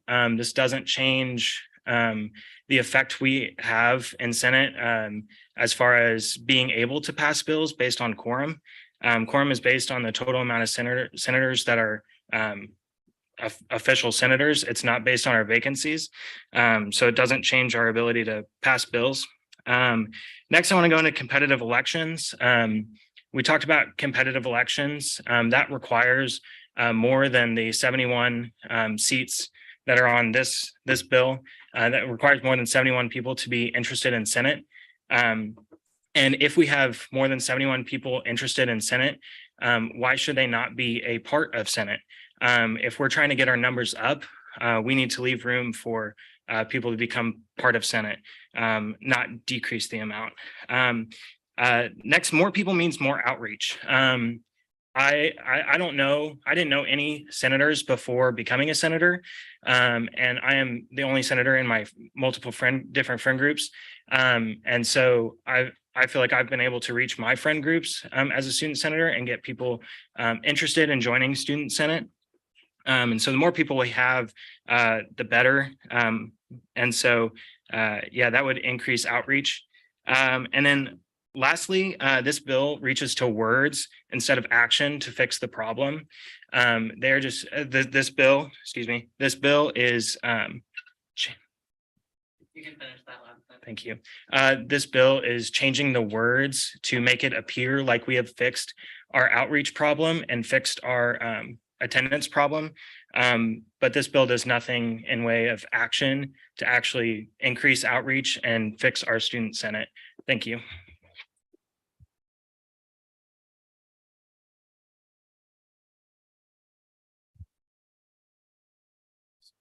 Oh, do you want to add a positive speech? Okay. All right. And Let's see, are there any questions for Anthony? Or any motions to extend time on that case? All right, seeing none, we will now go to our next speech here, which is Sadie Williams. And how much time will you need, Sadie? About 2 or 3 minutes, I assume? All right, and also to address what was said in the speech as well as a point of information, I, as student body vice president, assign all legislation that gets sent to the student councils. In regards to specifically SB 23-40, I had recognized that a reformatting bill had already been seen by finance in a prior cycle. And since all constitutional amendments had to be seen by rights, I felt it was only fair to allow the other council, the Social Justice Council, to receive that legislation and review it. And so for an explanation as to why that legislation was given to the Social Justice Council, that is indeed why, because it was within my duties as that student body vice president. It's also worth noting on top of that, that all legislation is posted on the Student Senate website and it's posted in the agendas and the teams every single time. And so you can, in fact, read all that legislation in advance and bring it up in your council as well if you do find it pertinent to discuss, even without the author present. That's a part of Senate procedures. We did it last year in Yes. finance. All right, are you ready for your speech? Yeah. Brilliant. You can go ahead. 2 or 3? 3. Okay, sick. Thank you. Okay, so I just wanted to come up here because I want to clarify a bunch of things. And I also want to provide a perspective that I don't think has been showcased much. So first of all, I just want to reiterate, we cannot send emails. It took me 2 months to send out an email that you all got in November. I had been working on it since August and getting it sent out. And then I presented it to you all a month in because I thought it was close to being done and it took another month. So like that's like giving you a timeline of what it's like. And it's really frustrating and it's really hard. And so we have other opportunities that are going out. Like we repositioned policy to be completely outreach oriented. We have a bunch of things planned for the spring. Our government relations director just planned a whole outreach event that happened last week. To those of you who didn't go, a lot of you didn't. Even as senators and things, but like we had that last week. There's 40 students there. There was 15 people from higher education, from like local government to like KU and things. It went out to like all political science students, to the law school, like a lot of other places as well, to like the Dole Institute. Like we're doing a lot in terms of outreach to improve that. And so I don't think it's really fair to the people who are actively participating and trying their best to make those claims. I also want to note too, on a more personal level, I'm pretty disappointed with the side of Senate that's happening right now. I think this is like a little bit of a breach of like violation, but like we're here to have civil conversations and it's zipping into like personal a little bit and attacking the work that people have been doing. And I'm really disappointed because we worked really hard to make sure that this Senate is a productive space and one where students can feel respected. And I don't think that's what's happening right now. And moving on to that, part of the reason why Senate is the way it is and what we were talking about, like, oh, Senate used to have 110 seats filled, all these things. That Senate was a mess. Okay, like this Senate that we have here, there's people who actually care about the legislation that's going through. We're having these conversations, all these things. I don't want to go back to what that was. Like, if any of you have heard stories from people 5-6 years ago, it was toxic. People didn't feel supported. People were always on edge. People were getting impeached left and right. It wasn't a supportive space, and it wasn't a space that was properly advocating for students. And with that, I think that the beauty of this legislation, and even if it's not passed in this iteration, why I think it's important to keep discussing it is that the Senate that has always been is not the Senate that is now. The KU that we're operating in now is not the KU that we're operating in that like 10 years ago, 6 years ago, whenever we had 110 senators. Like we are not changing, even though everything around us is. And like, I don't think that it's necessarily, we need to pass this exact version, you know, like whatever. But like, I will say like that the author of this bill has worked hard to take into consideration all of the grievances that were aired out in all the individual councils. The level of senators has gone up every single time it's been presented. All the community senators are back now, except one where they got reallocated out. Like there's been a lot of thought and care into making this something that's relevant, but like, we need to change. It's not working. And beyond that too, like there's this argument, like the only reason we're doing this is for Big 12 schools. Like, no, like we were at the Big 12 conference and we looked around and everyone else is like moving and like changing and adapting to their surrounding environment. And we're not, and it's not working for us. We're not getting more students based off of this system. Like the way that we've been able to do things is we got one campus-wide email sent out this semester. Give me 6 months, I can get you another. But like, we need to change at least some. And like that last part that I really just want to emphasize is like, the Big 12 conference, like it pointed out where we're failing. It's not based off of like, we should fall in line and like, not do our own thing. Like being different can be good, but also sometimes whenever everyone else is doing something and you're not, it's pointing out like a weak side and a weakness in our own gov. And so I'm not saying we need this exact one, but like, please have an open mind, and like really think critically about what is we're doing for our organization and what it means whenever you're unilaterally saying no to something, whenever everyone around us is adapting to something that we're just like completely closed off to. And it's just, yeah, come on, like we can be better, guys. Like, come on. All right, thank you for that, Sadie.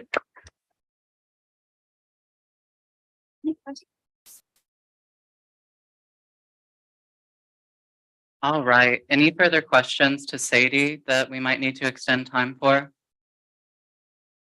Oh, I had a question from Farzad. Do you want to extend time? By how much? A minute. Second from Anthony. All right, and Bander, I see you. All right, and is there anyone who objects to a minute time extension? I didn't think so. All right. You have that minute and go ahead and ask that question for you, Farzad. Talked about. Oh, can we get a catch box? Oh, it's there. I'll hold it up to my mouth. So you talked about adaptation with these changing times and such, but what's the selective pressure that mandates this adaptation? Like what is pushing us and what will happen if we quote unquote don't adapt? Like what's the backdrop? If you look around, there's nothing pushing us but our own internal motivation to best serve the student body and best reflect its wishes.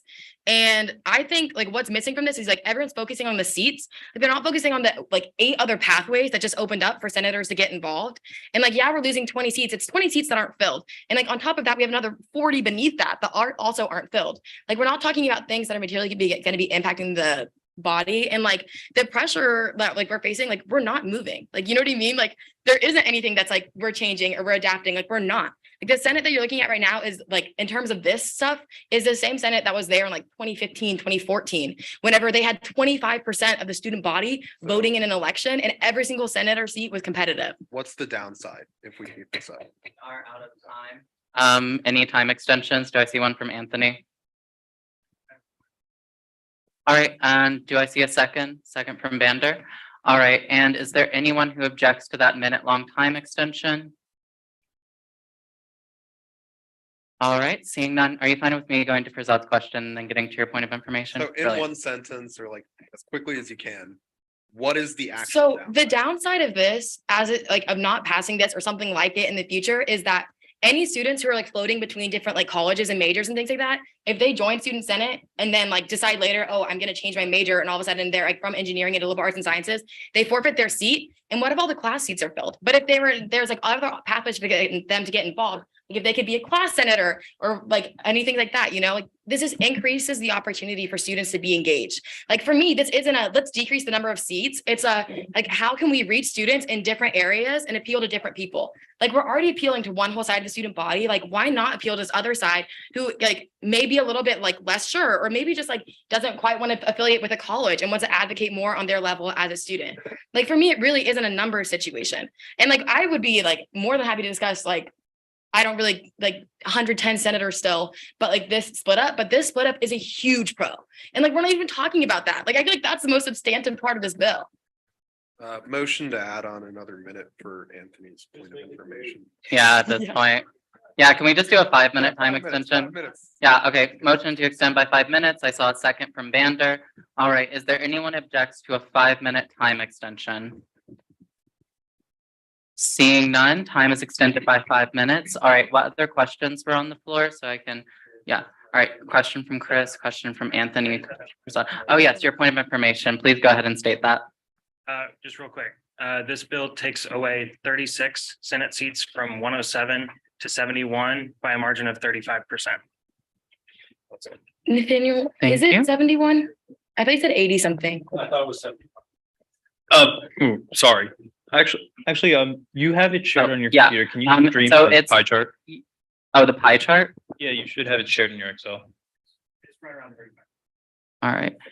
Yeah, no, I think the only difference here is that we're not counting like community student senators in Yeah, that that's regard. So it would be closer, I think, to about 80 or so. So, yeah. I mean, oh, sorry. Where You can is- put up the pie chart. You have it shared in your computer.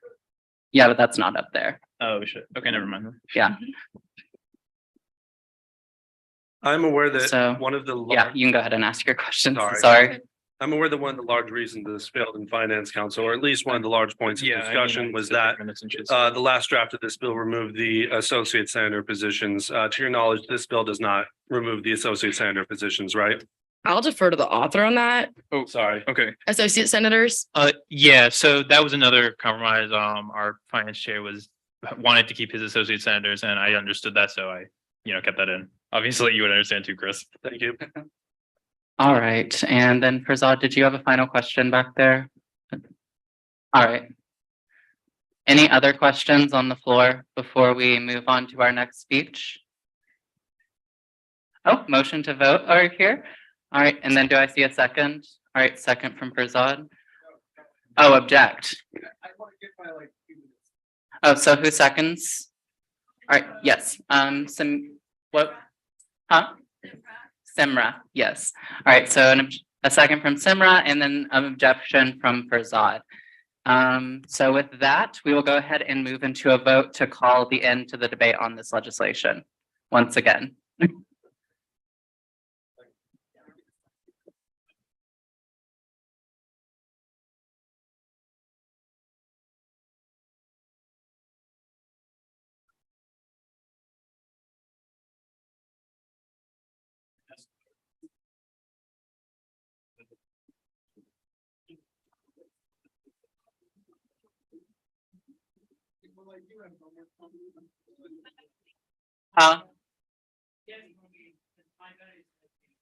Alrighty. All right, the vote is now going out here. Do you approve ending debate on SB 23-40 take 2? Yes, if you do, no, if you do not, and abstain to stay out. A reminder, once again, that this will take a 2/3 vote to pass.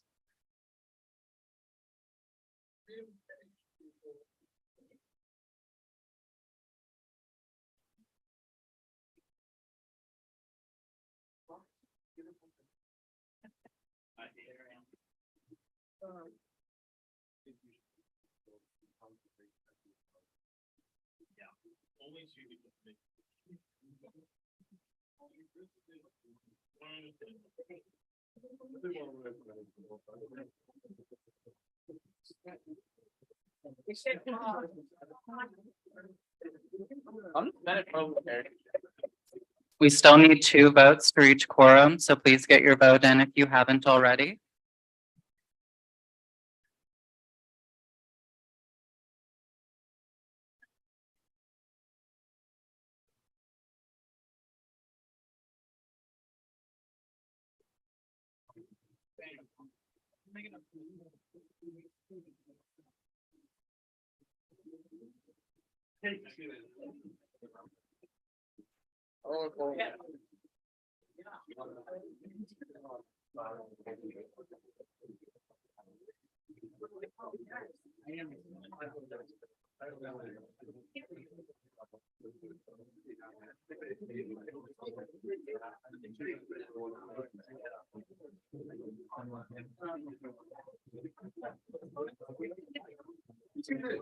Yeah, I will be. I'm currently verifying senators on the form.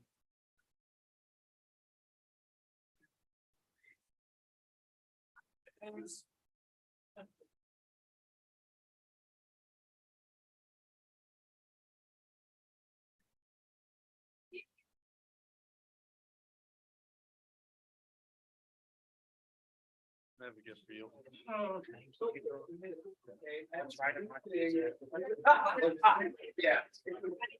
All right, is there anyone who would like to vote on this legislation that has not yet done so?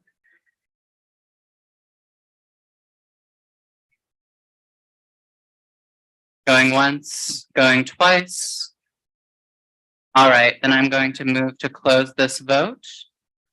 All right, and let me go ahead and get a tally in. 3 divided by 31.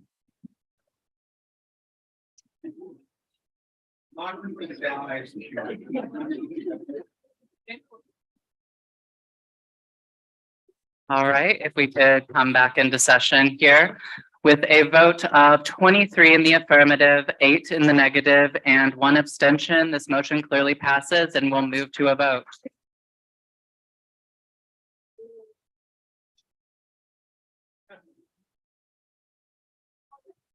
Oh, you can do that.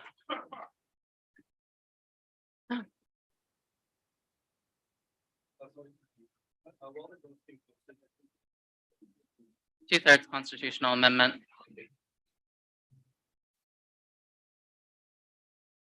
2023-40.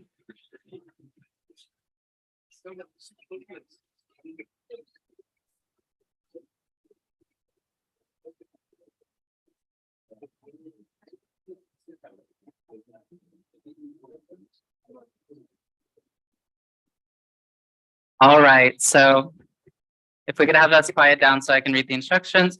Do you agree with Senate Bill 2023-40 is now posted to the channel? Please put a vote in, whether you agree, disagree, or abstain. And then a reminder that this requires a 2/3 majority vote to pass as a constitutional amendment.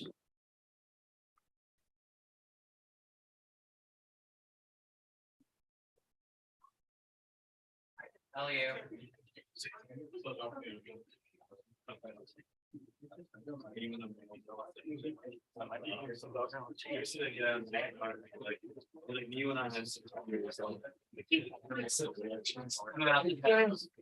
Oh. It takes this action to show every night. Oh, wait, no, it's your form. Yeah.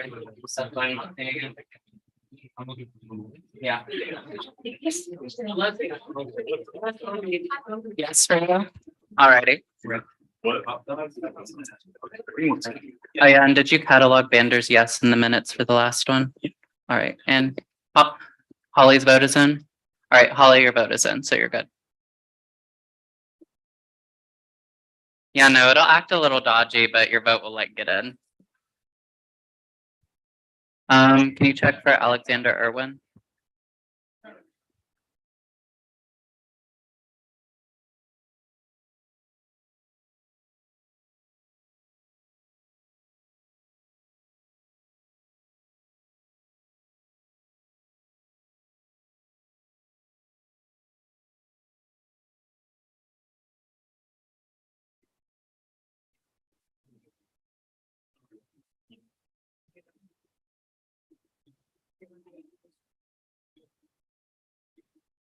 All right, is everything good on senators?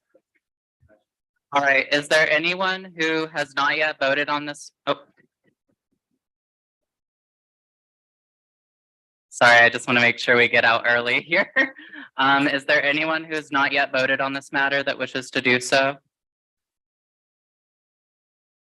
Seeing none, I will close this vote.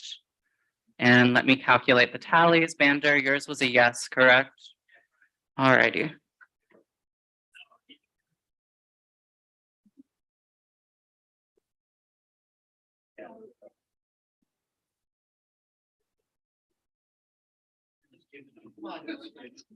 Hang on, just a minute. I can't. I'm not seeing the phone. Well, you weren't able to access it. Well, the vote has closed. Unless there's a motion to reopen the vote, I'd have to. Vote on the motion, the biggest question, the vote on the bill. Huh? Did you not vote on the bill? I couldn't, I'm sorry, I lost. Oh, yeah. Yeah. Can I have a motion to reopen the vote before I state the results? I see one from Kevin. I see a second from Chris. Is there anyone who objects to reopening the vote so that folks who had connectivity issues can please get that vote in? Seeing that, oh, do you object, Josepha? Alrighty. Okay, the vote has been reactivated, so please get in your vote within the next minute here. Yes. Yes. Yeah, Austin's right. Yeah, if you click out of Students Assembly and get in, it will usually refresh.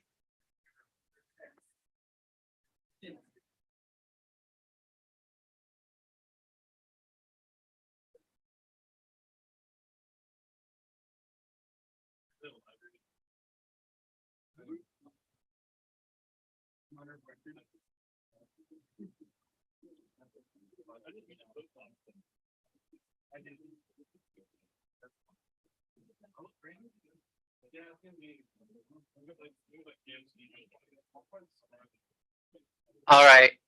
So is there anyone who still needs to vote and or is having connectivity issues? Going once, going twice? Yes. All right. I will now officially close the vote.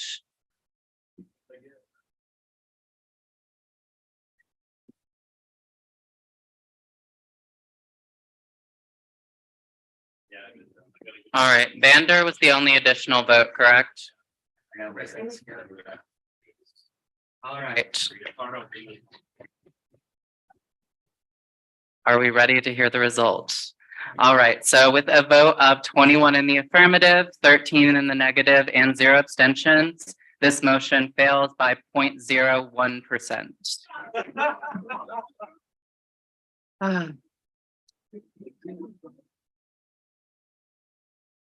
Huh? No, it has to surpass 66% for it to be a valid 2/3 majority. Yeah. All right, so this bill fails unless it gets reintroduced during this session. All right. So now we will go back on to the next item of our regular agenda, which is Senate Bill 2023-39, a bill to amend the Student Senate Constitution to remove holdover senators. And 2 minutes, sound good? I just need to find the thing again. But 2 minutes sounds good? Oh, yeah. Yeah, that's not even.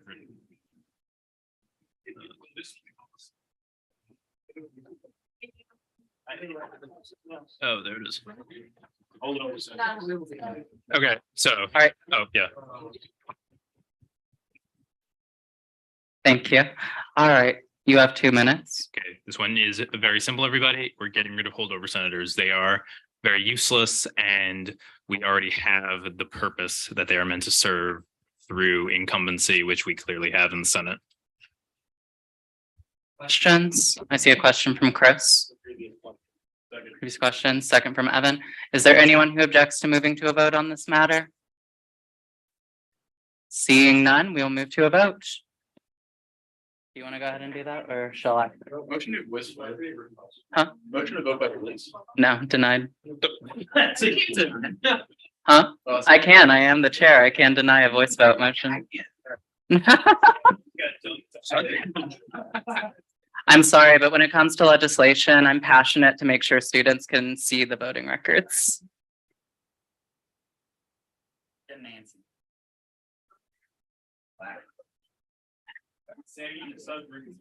What did you just say? I said getting antsy. I thought you said it, Nancy. Nancy below I'm out of retirement. Well, I mean, she's not retired. She's still a rep.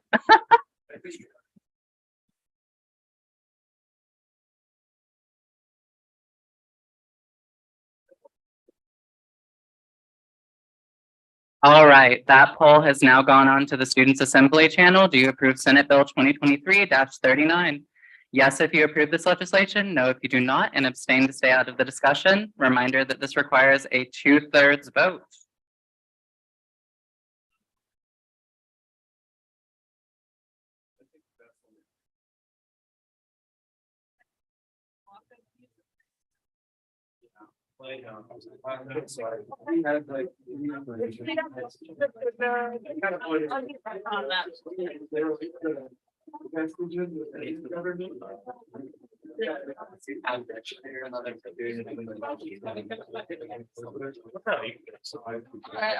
Something good.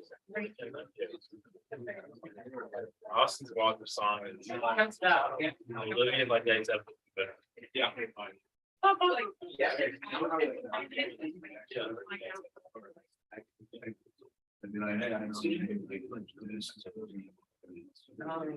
I don't know, I think you mentioned it. Perfect block of song. I expect to stay here on Saturday. Absolutely, you will. But Would you like, do like options or just one? Okay, I will. And I can either approve or not. Okay. A nice old fashioned Senate vote. But it's just you. Yeah, it's like a same. I mean, you really should be. Thank you. What I was gonna say.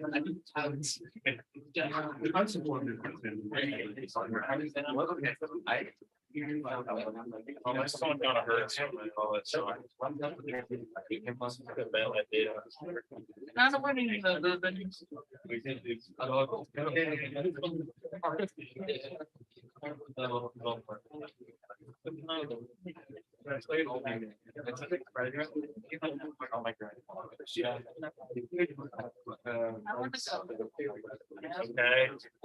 Thank you. Okay, well. maybe we should-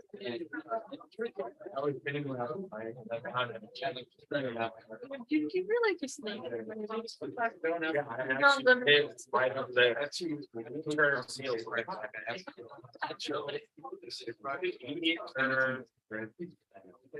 Ah. That's Shower.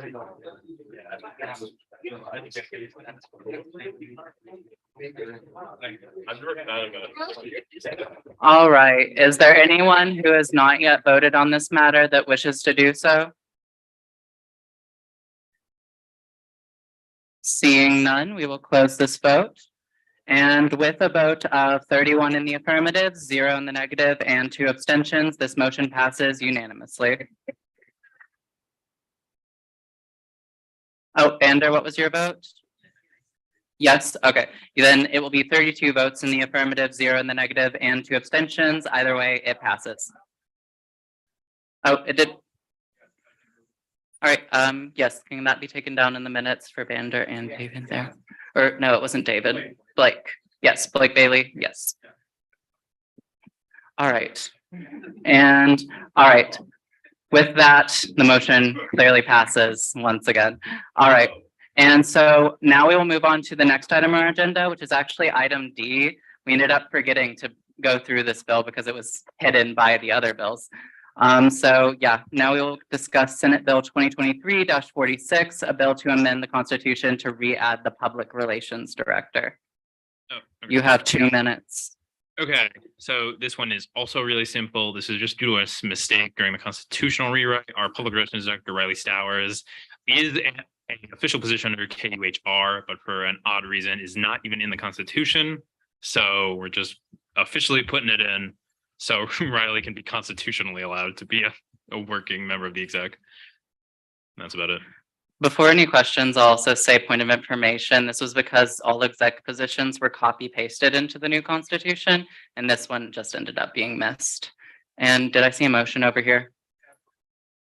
Motion to call to question, second from Holly. All right, and is there anyone who objects to calling this legislation to a vote? Seeing none, we'll move to a vote. And can you go ahead and drop that in the chat?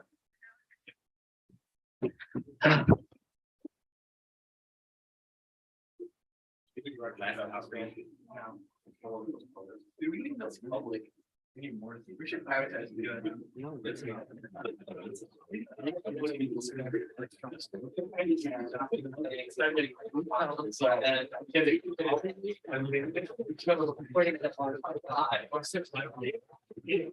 Turn around.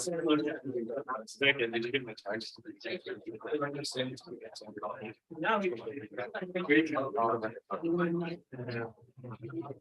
It's not a sign. All right. That vote has now gone into the Students Assembly channel. Do you agree with Senate Bill 2023-46? I'll allow 2 minutes for this vote.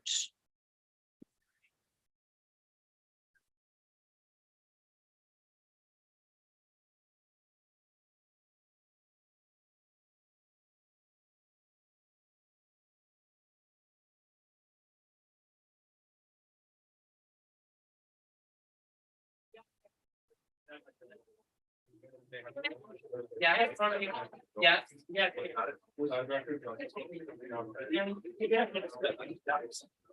Is there anyone else having technical issues that would like to make their vote known?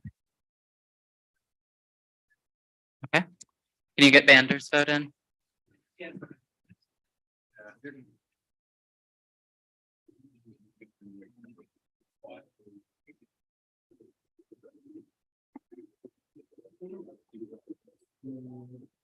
Three more votes to reach quorum, so please get those votes in.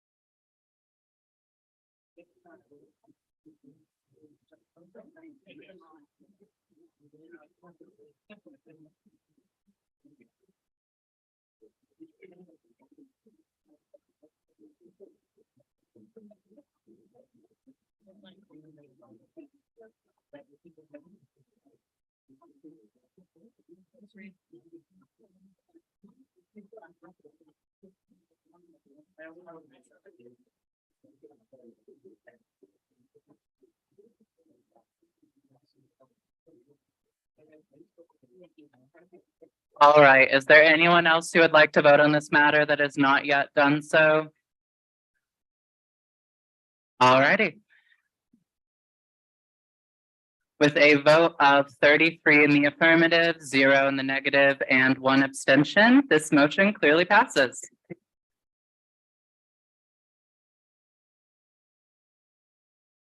Oh, certainly 7 out of 8 ain't bad.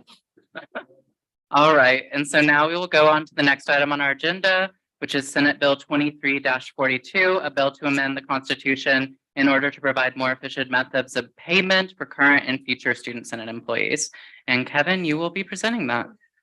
How many minutes would you like? 2? Grand. Just go to the agenda. It's the first tab, PDF. Yeah, cool. And then click on it. All right. Okay, I'm gonna be really brief with this because we got a lot of bills tonight. So basically, we are taking out the $250 stipends that a lot of people that were on council chairs were getting because they are being moved to HR pay system, which is a lot more efficient. There's less paperwork involved for everyone, and you get your money in 2 weeks instead of 2 months. So I'll go ahead and read out the whereas clauses, and I can show you the edits we made to the Constitution. Whereas the executive staff and legislative chairs and vice chairs are already paid through the KUHR system, and whereas the KUHR system is by far more efficient for the distribution of funds to student Senate employees, and whereas student Senate stipends have been consistently delayed for students who receive them, and lack a transparent process for students to see when they will receive payment. And whereas student Senate stipends are becoming outdated as student Senate transitions to a more efficient method of payment by maintaining hourly and salaried employees. And whereas student Senate needs paid employees in every branch in order to carry out its duties in an efficient and effective manner. Therefore, it be enacted that the Constitution be amended to shift remuneration for legislative employees from stipends to the HR system provided for in the executive branch. Therefore, it be further enacted that secretaries who have served a full semester in Student Senate shall receive a stipend of $250 per semester through the end of fiscal year 2023. And therefore, it be further enacted that the Fee Review Committee should consider the distribution of wages across the Student Senate branches and the need for employees to conduct Student Senate duties throughout the year. Therefore, it be further enacted that the Student Senate Constitution be amended to reflect those following changes, and this is that. So yeah, I will touch on this right here. Secretaries are still being funded through stipends through the 2023 fiscal year, but every other chair that this is affecting is already on a KU, on the payroll. So it wouldn't affect them, so they don't need a clause like this. All right. Oh, we are out of time for questions. Do we have any on the floor? All right, thank you very much, Kevin.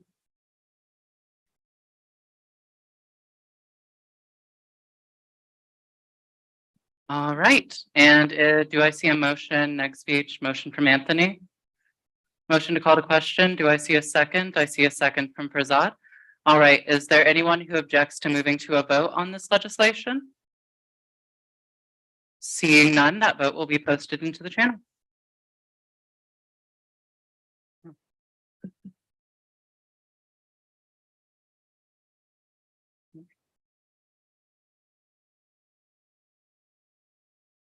Wait, why do you need your computer?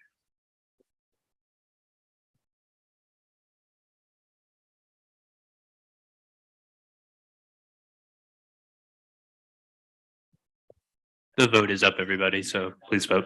I don't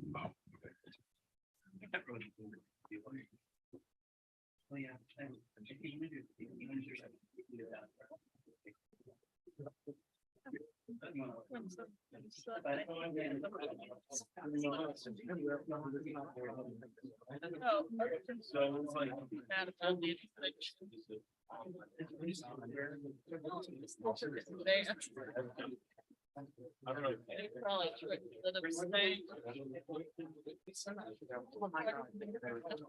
Prints out paper. From what happened to me. About like. I think I remember. And there. It was definitely a thing that's. Definitely after. It's like, oh, like, it looks like giant. Turner, are you in the chamber and or in the office? Turner is MIA. Okay.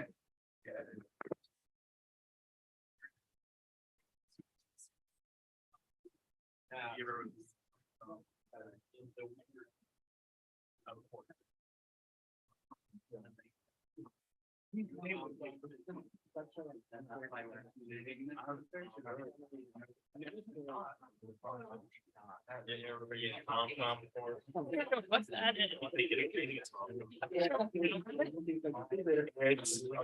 It's something you would never call.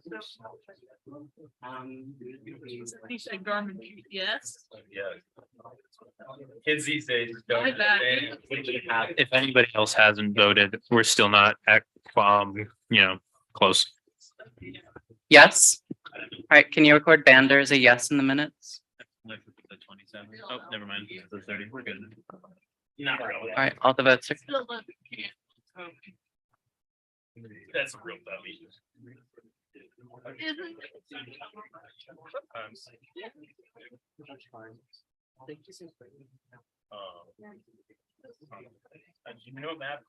All right, is there anyone who has not yet voted on this matter that wishes to do so? Oh, Chris? Yes, I will allow for 30 more seconds on this vote.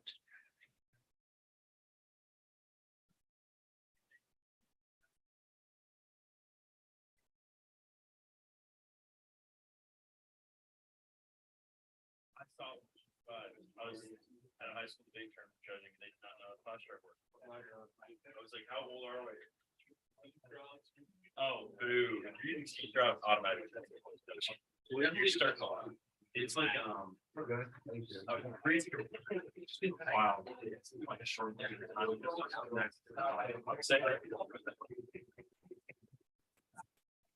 All right, is there anyone here who has not yet voted on this matter that wishes to do so? Seeing none, we will close this vote. And with a vote of 31 in the affirmative, 1 in the negative, and 1 abstention, this motion clearly passes.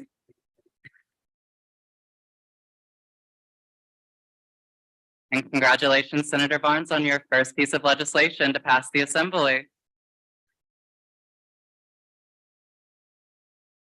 All right, so now we will go ahead and move on to the next item on our agenda, which is Senate Bill 2023-42, 2023-41, a bill to amend Title II to create the position of Speaker of the Assembly and give more independence to the ledge branch. And since I'm presenting that legislation, Sam will take the chair.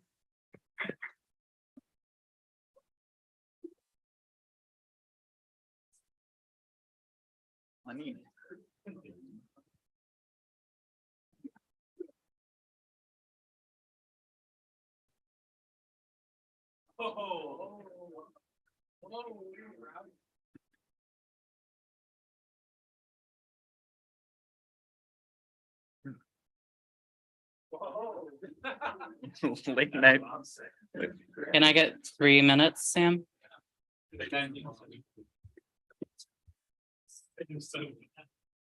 All right, good to go? Awesome. All right, so, oh. Order. Yes. Thank you, Sam. All right, so whereas the Student Senate currently has a legislative and executive branch with overlapping powers and responsibilities, and whereas we should favor a balance of powers in our student government that allows for these branches to thrive, and whereas this would allocate more positions that focus on the internal development and success of Student Senate as an institution and allows executive branch officials more time to conduct Student Senate outreach towards their constituents and devote more time to meeting with University of Kansas officials and under individuals that could help fulfill Student Senate platforms. Therefore, be it enacted that the Student Senate shall create the position of Speaker of the Students' Assembly, and this position shall come into effect upon the election of the first Speaker in the spring 2023 general election. Therefore, be it further enacted that the position of Speaker shall be elected by a direct election by the student body, similar to the election of the presidential, vice presidential ticket. And therefore, be it further enacted that the position of Internal Affairs Director shall be employed by the legislative branch and hired by the Speaker of the Students' Assembly. And therefore, be it further enacted that all legislative duties shall be transferred to the Speaker of the Students' Assembly and Internal Affairs Director from the executive branch. And therefore, be it further enacted that the Senate Constitution be amended to reflect the following changes. So the changes that you'll see here first for the addition of the Speaker of the Assembly, this is really just copy pasting the legislative duties of the student body vice president as it relates to assisting with the Students' Assembly. And so that's really the only primary change in that regard. Let's see, additionally adding that the Speaker shall work with Student Senate members to generate legislation throughout the year. And if legislation passes and fulfills all of its constitutional obligations, then the Speaker shall sign it and forward it to the student body president for final approval. Then the Internal Affairs Director shall have all of the same job responsibilities, including an addition of a Chief of Staff responsibility to codify legislation and amend the Constitution when this legislation becomes law. This is once again to just take the legislative side of the Chief of Staff role out of that role and place it solely in the legislative branch. Nothing else in regards to IA changes. The other areas here that you'll see are strike throughs on the current iteration of these positions. And you'll just see those come through here on the duties that did get transferred over. Additionally, I also added that the Chief of Staff shall monitor the appointments of the student body president to advisory boards to ensure they're attending to any responsibilities as a member. And last but not least, I have amended the election code that the declaration of candidacy form for the Speaker must include the signature of the candidate. That's a lot. Any questions? Okay, we're gonna go see Chris, Camden, Nathaniel. Okay. Yeah, you may. And do we have enough time? We have 13 seconds left. Could I get a motion to extend time by 4 minutes? All right, get a motion. Anthony, 3? Okay, let's say 3. All right. 3, second.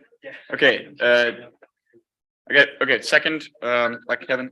Okay, cool. We're gonna extend it. Any objection to that? All right, cool. We're gonna extend it by 3 minutes. Okay, we're gonna go in the order. Chris, go ahead. My first question is, with the current setup, the student body vice president leads the Students' Assembly and also participates in executive business. Do you have a concern that splitting the positions could cause a less communication between the legislative and executive branches? I don't personally think so. I mean, the executive branch will still hold ex officio positions here in the assembly, and so that communication will still very much be active. If the Students' Assembly position does get accepted, then I'm planning for that position to be housed in the Student Senate office to allow for communication to happen between the executive and legislative branch. Really, this is about separating these powers out so that the next person who is president of the Students' Assembly really has like more authority over like the legislative branch as a whole, because I do have authority over the legislative branch as vice president, but I have to balance that with like my bias as a member of the executive branch. And so in situations, for example, like if we had like a renegade chair that happened to think that their version of the Constitution in terms of their perception of what one area means is more important than what the speaker would say or the president of this assembly would say, this would allow for that position to then take priority over that. My second question is, do you believe that splitting the two positions and since both would have more time on their dockets, do you believe that would benefit the Senate? Oh, yes, I think it would benefit the Senate immensely. In regards to this position, I would like to see it put in as a 29-hour position, similar to the student body president, vice president, chief of staff, and treasurer. I think it potentially needs that because, you know, we're running the entire legislative branch. We're connecting with senators. Really, I want it to be something that creates a lot of like internal development within like the student senate as a body. I want this next speaker of the Students' Assembly to have a lot more time than I do in regards to like being able to actually like force connections with student senators in regards to like writing legislation and performing the duties of this chamber. Clarification, what does 29-hour position mean? A 29-hour position would simply mean that the position is salaried at 29 hours. And so every week would be 29 hours of work duties. I see, thank you. Of course. All right, Camden, go ahead. Wouldn't it make more sense to have the Speaker of the Senate be a senator who is elevated to that position by the Senate? Like, let's say I'm just a guy, right? And I get my frat to vote for me or whatever, and I win this election, general election. I have no involvement in Senate. I'm not a senator. Am I actually the Speaker of the Senate, or am I just a dude that happened to win an election?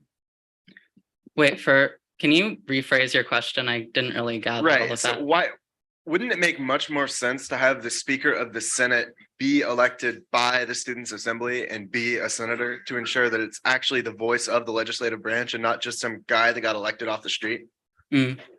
All right, that's a good question. In regards to, All right, we're out of time. Could I get a motion to extend time? Okay, extension 5 minutes by Chris. Can I get a second from Evan? All right, any objections? No objections. Okay, the speaker time is extended by 5 minutes. all right, that is can I go? Yeah, go. All right, brilliant. That's a good question. In regards to electing it by the student body instead of by the branch here, is that I don't want to leave that position up to like the question of like what that general election comes out with in terms of senators. Because if that election comes out and no senator really wants to take the speaker position, we're kind of for better or worse, like shit out of luck in regards to like getting a senator in that position.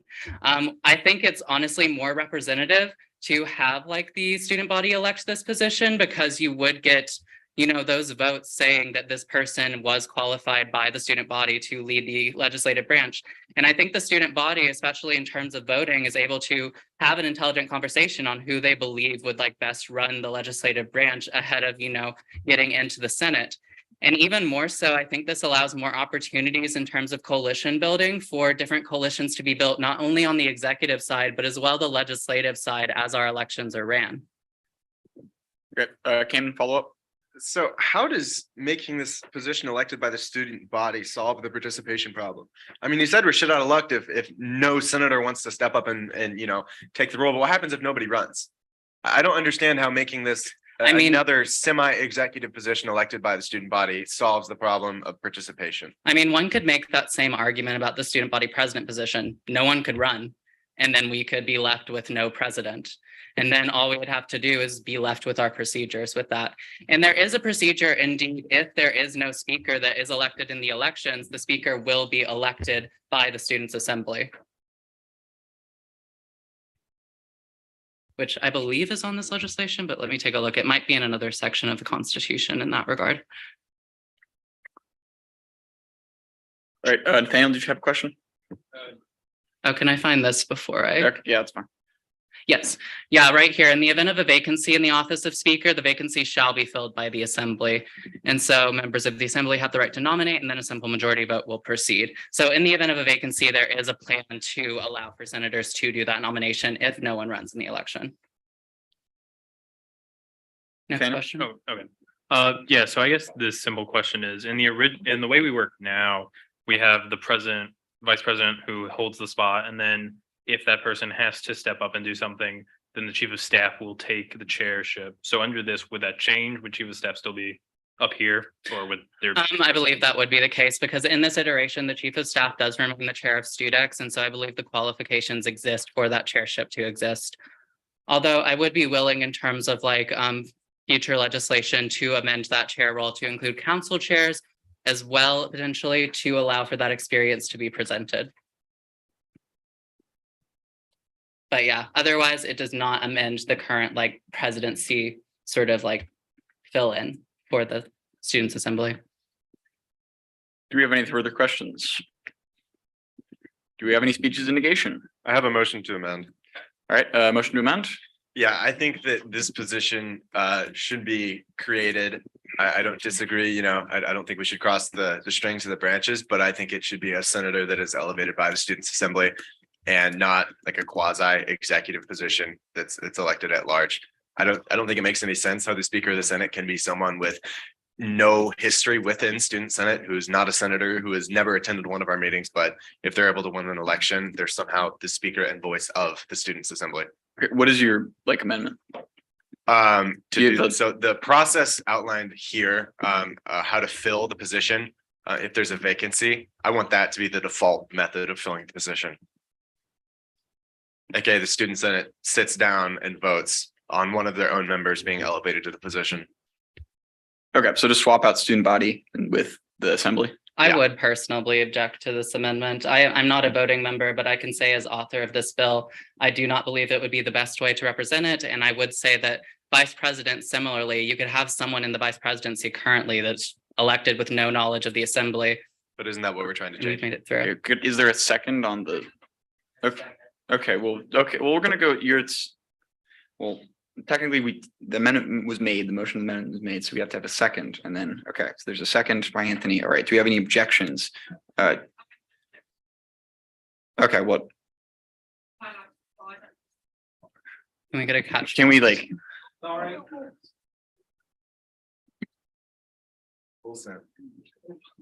I don't understand why, let me make sense of information. It doesn't make sense to me that the Speaker of the Senate would have to be somebody from inside the Senate, yet student body president, vice president can be anyone. I think that's limiting. We talked about earlier how we have like no people in here as it is. That's limiting a position to somebody in this room, which, by the way, most people in this room have a lot more privilege than a lot of others on campus by just being in here. Is this a point of information or a negative Yeah, speech? well, This is a negative speech. Okay, I'm Sorry. gonna, sorry. Well, it's a positive speech, but Well, we should do the, okay, so there's amendment made, there's a second, right? Okay. Do we have any objections? Should we? Okay, sorry.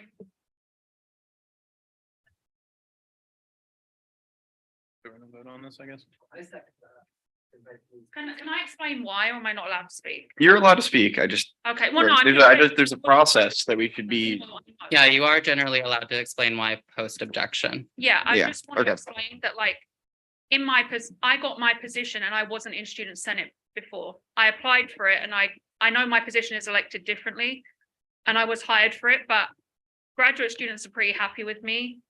And this is my third time being re-elected for this year. I don't think it's fair to say that somebody cannot have a position in student senate because they have not been within the student senate before. That is limiting who has power, and that is gatekeeping, and that is wrong.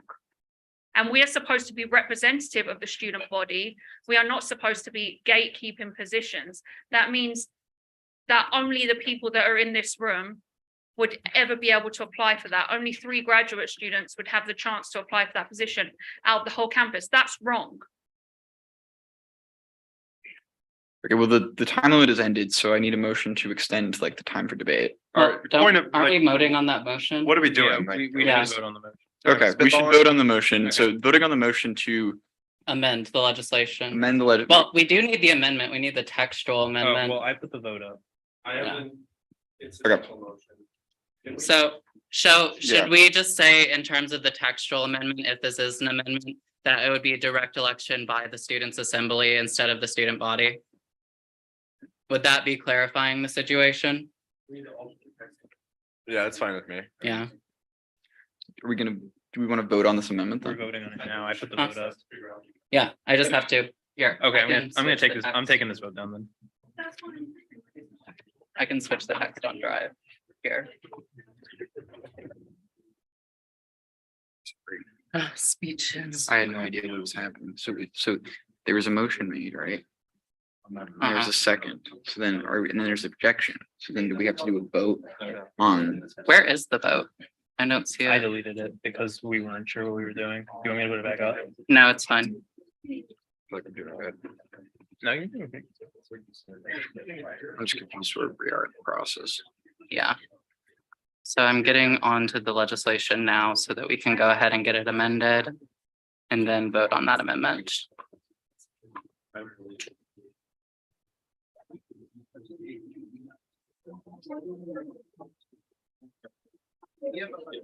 Somebody asks if there's something species engaged. Yeah. Or in favor. in affirmation. Oh, yeah, you should. Okay. But I got an objection to the amendment.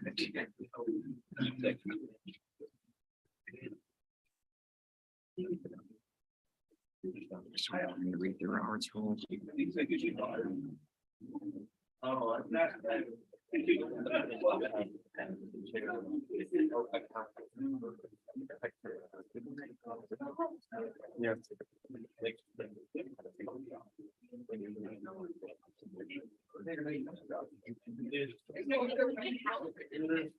Okay. You're good.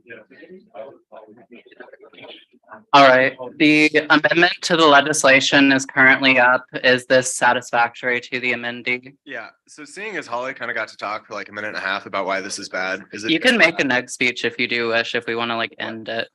No, I want to plug my amendment. Yeah, but that's what I'm saying, like, we could make a neg speech on it as well, like, if you wanted to plug it. Yeah, Oh. yeah, that's fine with me. Yeah. I just think we should open the floor for debate, considering that like already happened. Mm-hmm. Yeah. Huh?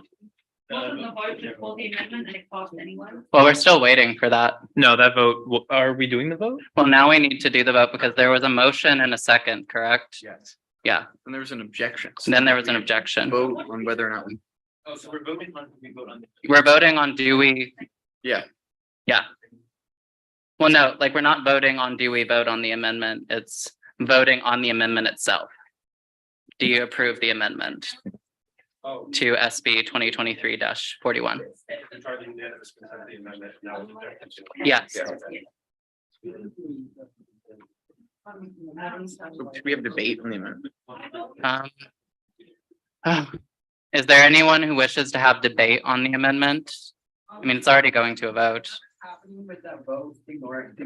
Yeah, there's something going on in the teams. So hang on, am I not being given a chance to? Huh? No, you can speak on it, yeah. Okay. People were just asking procedurally what is happening. Right, so I just want to say that I think the argument that, you know, if we need to, if you come here, you have a certain level of privilege and therefore we should open the floor to everything. Think about the privilege it takes to run for president on a general ballot. Think about how many people you have to know, how much free time you have to have. I mean, someone working a full-time job to support themselves in college certainly couldn't run for president. Yet Holly isn't making that argument. I don't think that, you know, we should change the office of president. We have to accept that there's a certain degree of. Can we not name people in this as Okay, well? what That the is graduating decorum. Body president has named as privilege. Furthermore, I don't think it's necessarily a bad thing that the person tapped to lead an institution is required to have familiarity within that institution, right? I'm the chair of the finance committee. Is it unfair that finance committee elevates one of their own to lead them? Is it a bad policy that someone who knows the ins and out of finance committee, who has served in that body and understands what that role would entail, is elected by that body to lead them? I don't think that's bad policy. And I do think it is personally bad policy to let anyone off the street come and run an institution with as many intricacies and complications as is the Students' Assembly. Do you want to announce the vote? Votes up. And this is the vote on the amendment, whether or not you agree with the amendment and want it. Oh. Holly has a point. Holly also has something to say. I just wanted to like respond if I'm allowed to, I don't know. But back to the finance chairs. I mean, there seems to be free response and discussion at this juncture, so I allow it. You're in charge. It seems like people are voting that way anyway, but I understand what you're saying about the person should be within the institution, but the student body president doesn't have to be within the institution. Like most of our exec that are on board that got hired this year were not involved in student senate before. That does not mean that you can't do your job or you can't learn. I was never involved in student senate before I became graduate student body vice president. Now it's graduate student body president, and I can still do my job. I don't think that denotes whether you're capable of doing this or not. For God's sake, Donald Trump became president of the United States and he's a moron. So like that makes no sense to me. I'm just saying, like, and you don't have to respond back, but that's just, oh, Danae has something.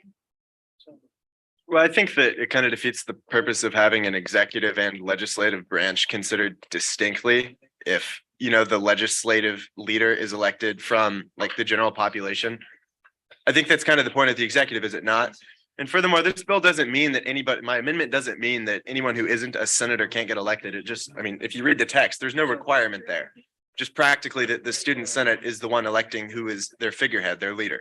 The same way it is in Congress, for example. The Speaker of the House is traditionally a congressperson because Congress is the one who determines who the Speaker of the House is.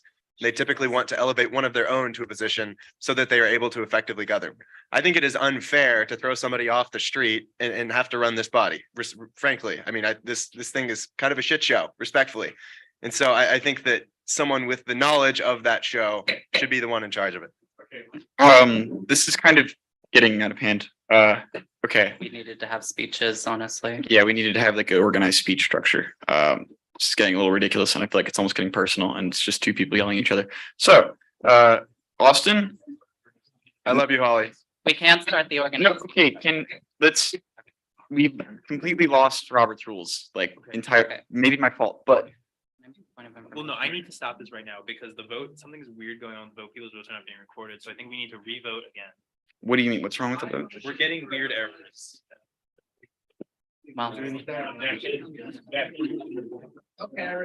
okay, your sense.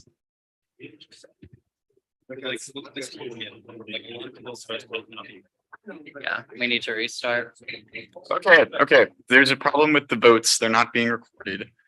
Does anybody have any speeches in favor or against the amendment? In favor, okay. Wait. What? Point of order. Point of order. Okay, So- we go to, As it stands right now, there is a motion on the floor that has been properly moved and seconded to amend the legislation.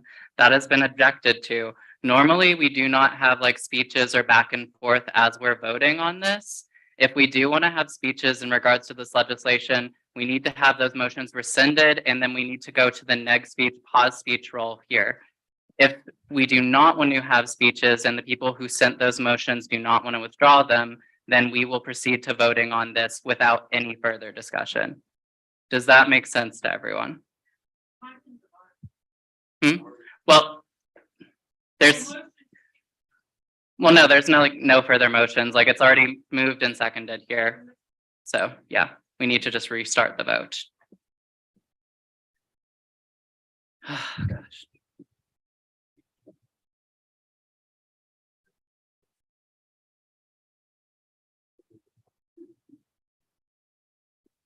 And if this next vote does not work, and since there's clearly division, we may have to opt for a vocal vote by senator if we do not have this functional.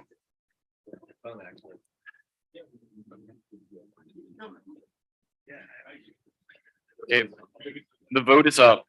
There'll be 1 minute to vote.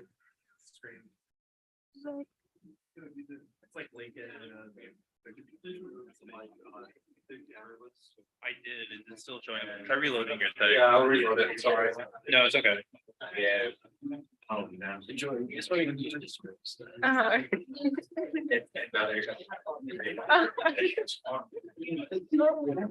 I think we had. Okay, we're working. It's going. Bro, we got that in I'm gonna say like that, Chris. We're gonna do it like that. Chris. Justice. Sorry. I don't think Does everybody? Yeah. Okay, does anybody else need to vote on this? Okay, we're gonna close the vote in 10 seconds.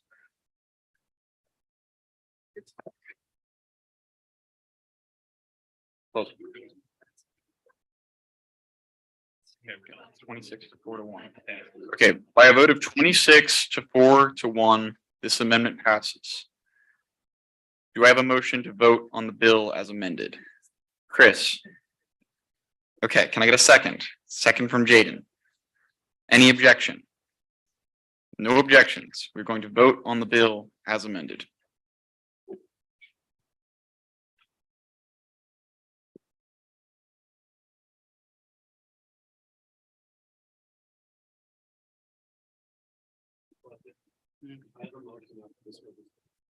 Alright. Yeah, I guess I retake chair until we go to the next one. It's 2023-41.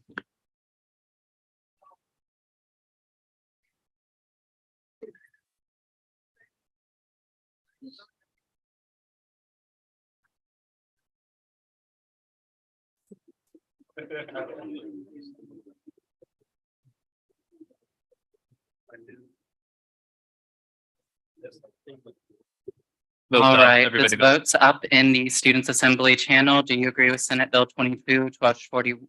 It should be 23, but 23-41 as amended, yes, no, or abstain. Reminder that this does require a 2/3 majority to pass.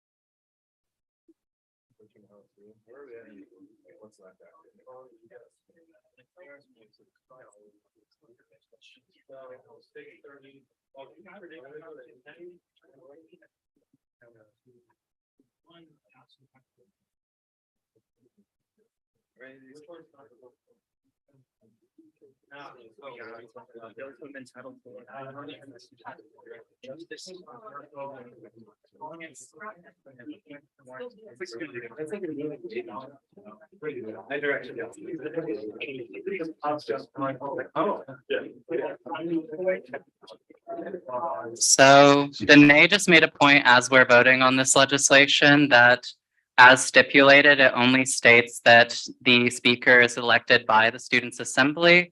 And by that virtue, anyone could be elected, not just a senator, by the assembly. Yeah, that was intentional. I pointed that out when I was like giving my piece.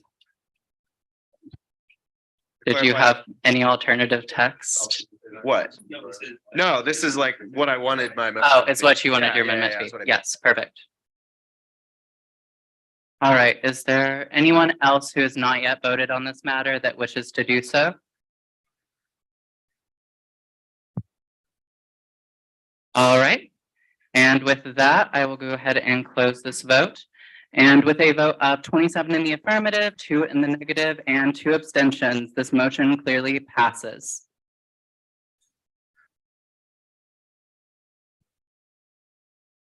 All right, and so now we will go ahead and move on to the next item on our agenda. Oh, Chris? I move to postpone Bill 2023-43 to the next cycle. All right. And do I have a second for the postponing of Bill 43 to the next cycle? What's the reasoning? It is 9:22 and this next bill is probably going to take us to 10 o'clock. I don't think 43 is time sensitive. It just needs to be in before the spring election. Yes. Yeah, so in this case, for getting this legislation in before the spring election, we have one more Students' Assembly session on the 26th of January, I believe. So yeah, that would be the last session to get any legislation related to election affairs in. All right, and so I see a motion to postpone this legislation until cycle 9. Do I see a second? Second from Holly, yes. All right, and is there anyone who objects to postponing this legislation to cycle 9? Oh, cycle 8, yes, you're correct. To cycle 8. Cycles are still. Huh? 2 cycles until the next election. No, one. This is the last one, and then the next one is the last session before. Yeah. All right, anyone who objects to that as it's stated? All right, seeing none, I will also seek a motion to postpone Senate Bill 2023-44, a bill to place a referendum question on student wages on the ballot. This legislation does not have an estimate that's accurate to like what finance wanted on the legislation. And so, yeah, I would like to entertain a motion to postpone to cycle 8. Motion from Anthony, second from Ethan. Is there anyone who objects to this motion? Seeing none, this motion passes. Oh, and we have an announcement from our Internal Affairs Director before we head out. Please remain in your seats. Okay, this is just gonna be really quick, everybody. So I've been tracking everyone's attendance throughout this semester, and I just wanted to let everyone know that as we transition to the next semester, everyone's attendance resets. So we're all back on page 1. So I hope to see everybody as much as possible. Do I see a motion to adjourn? Motion from Trey, second over here. All right, is there anyone who objects to said motion? Going once, going twice, we are adjourned. Good luck on finals. Happy holidays. Thank you. Hallelujah.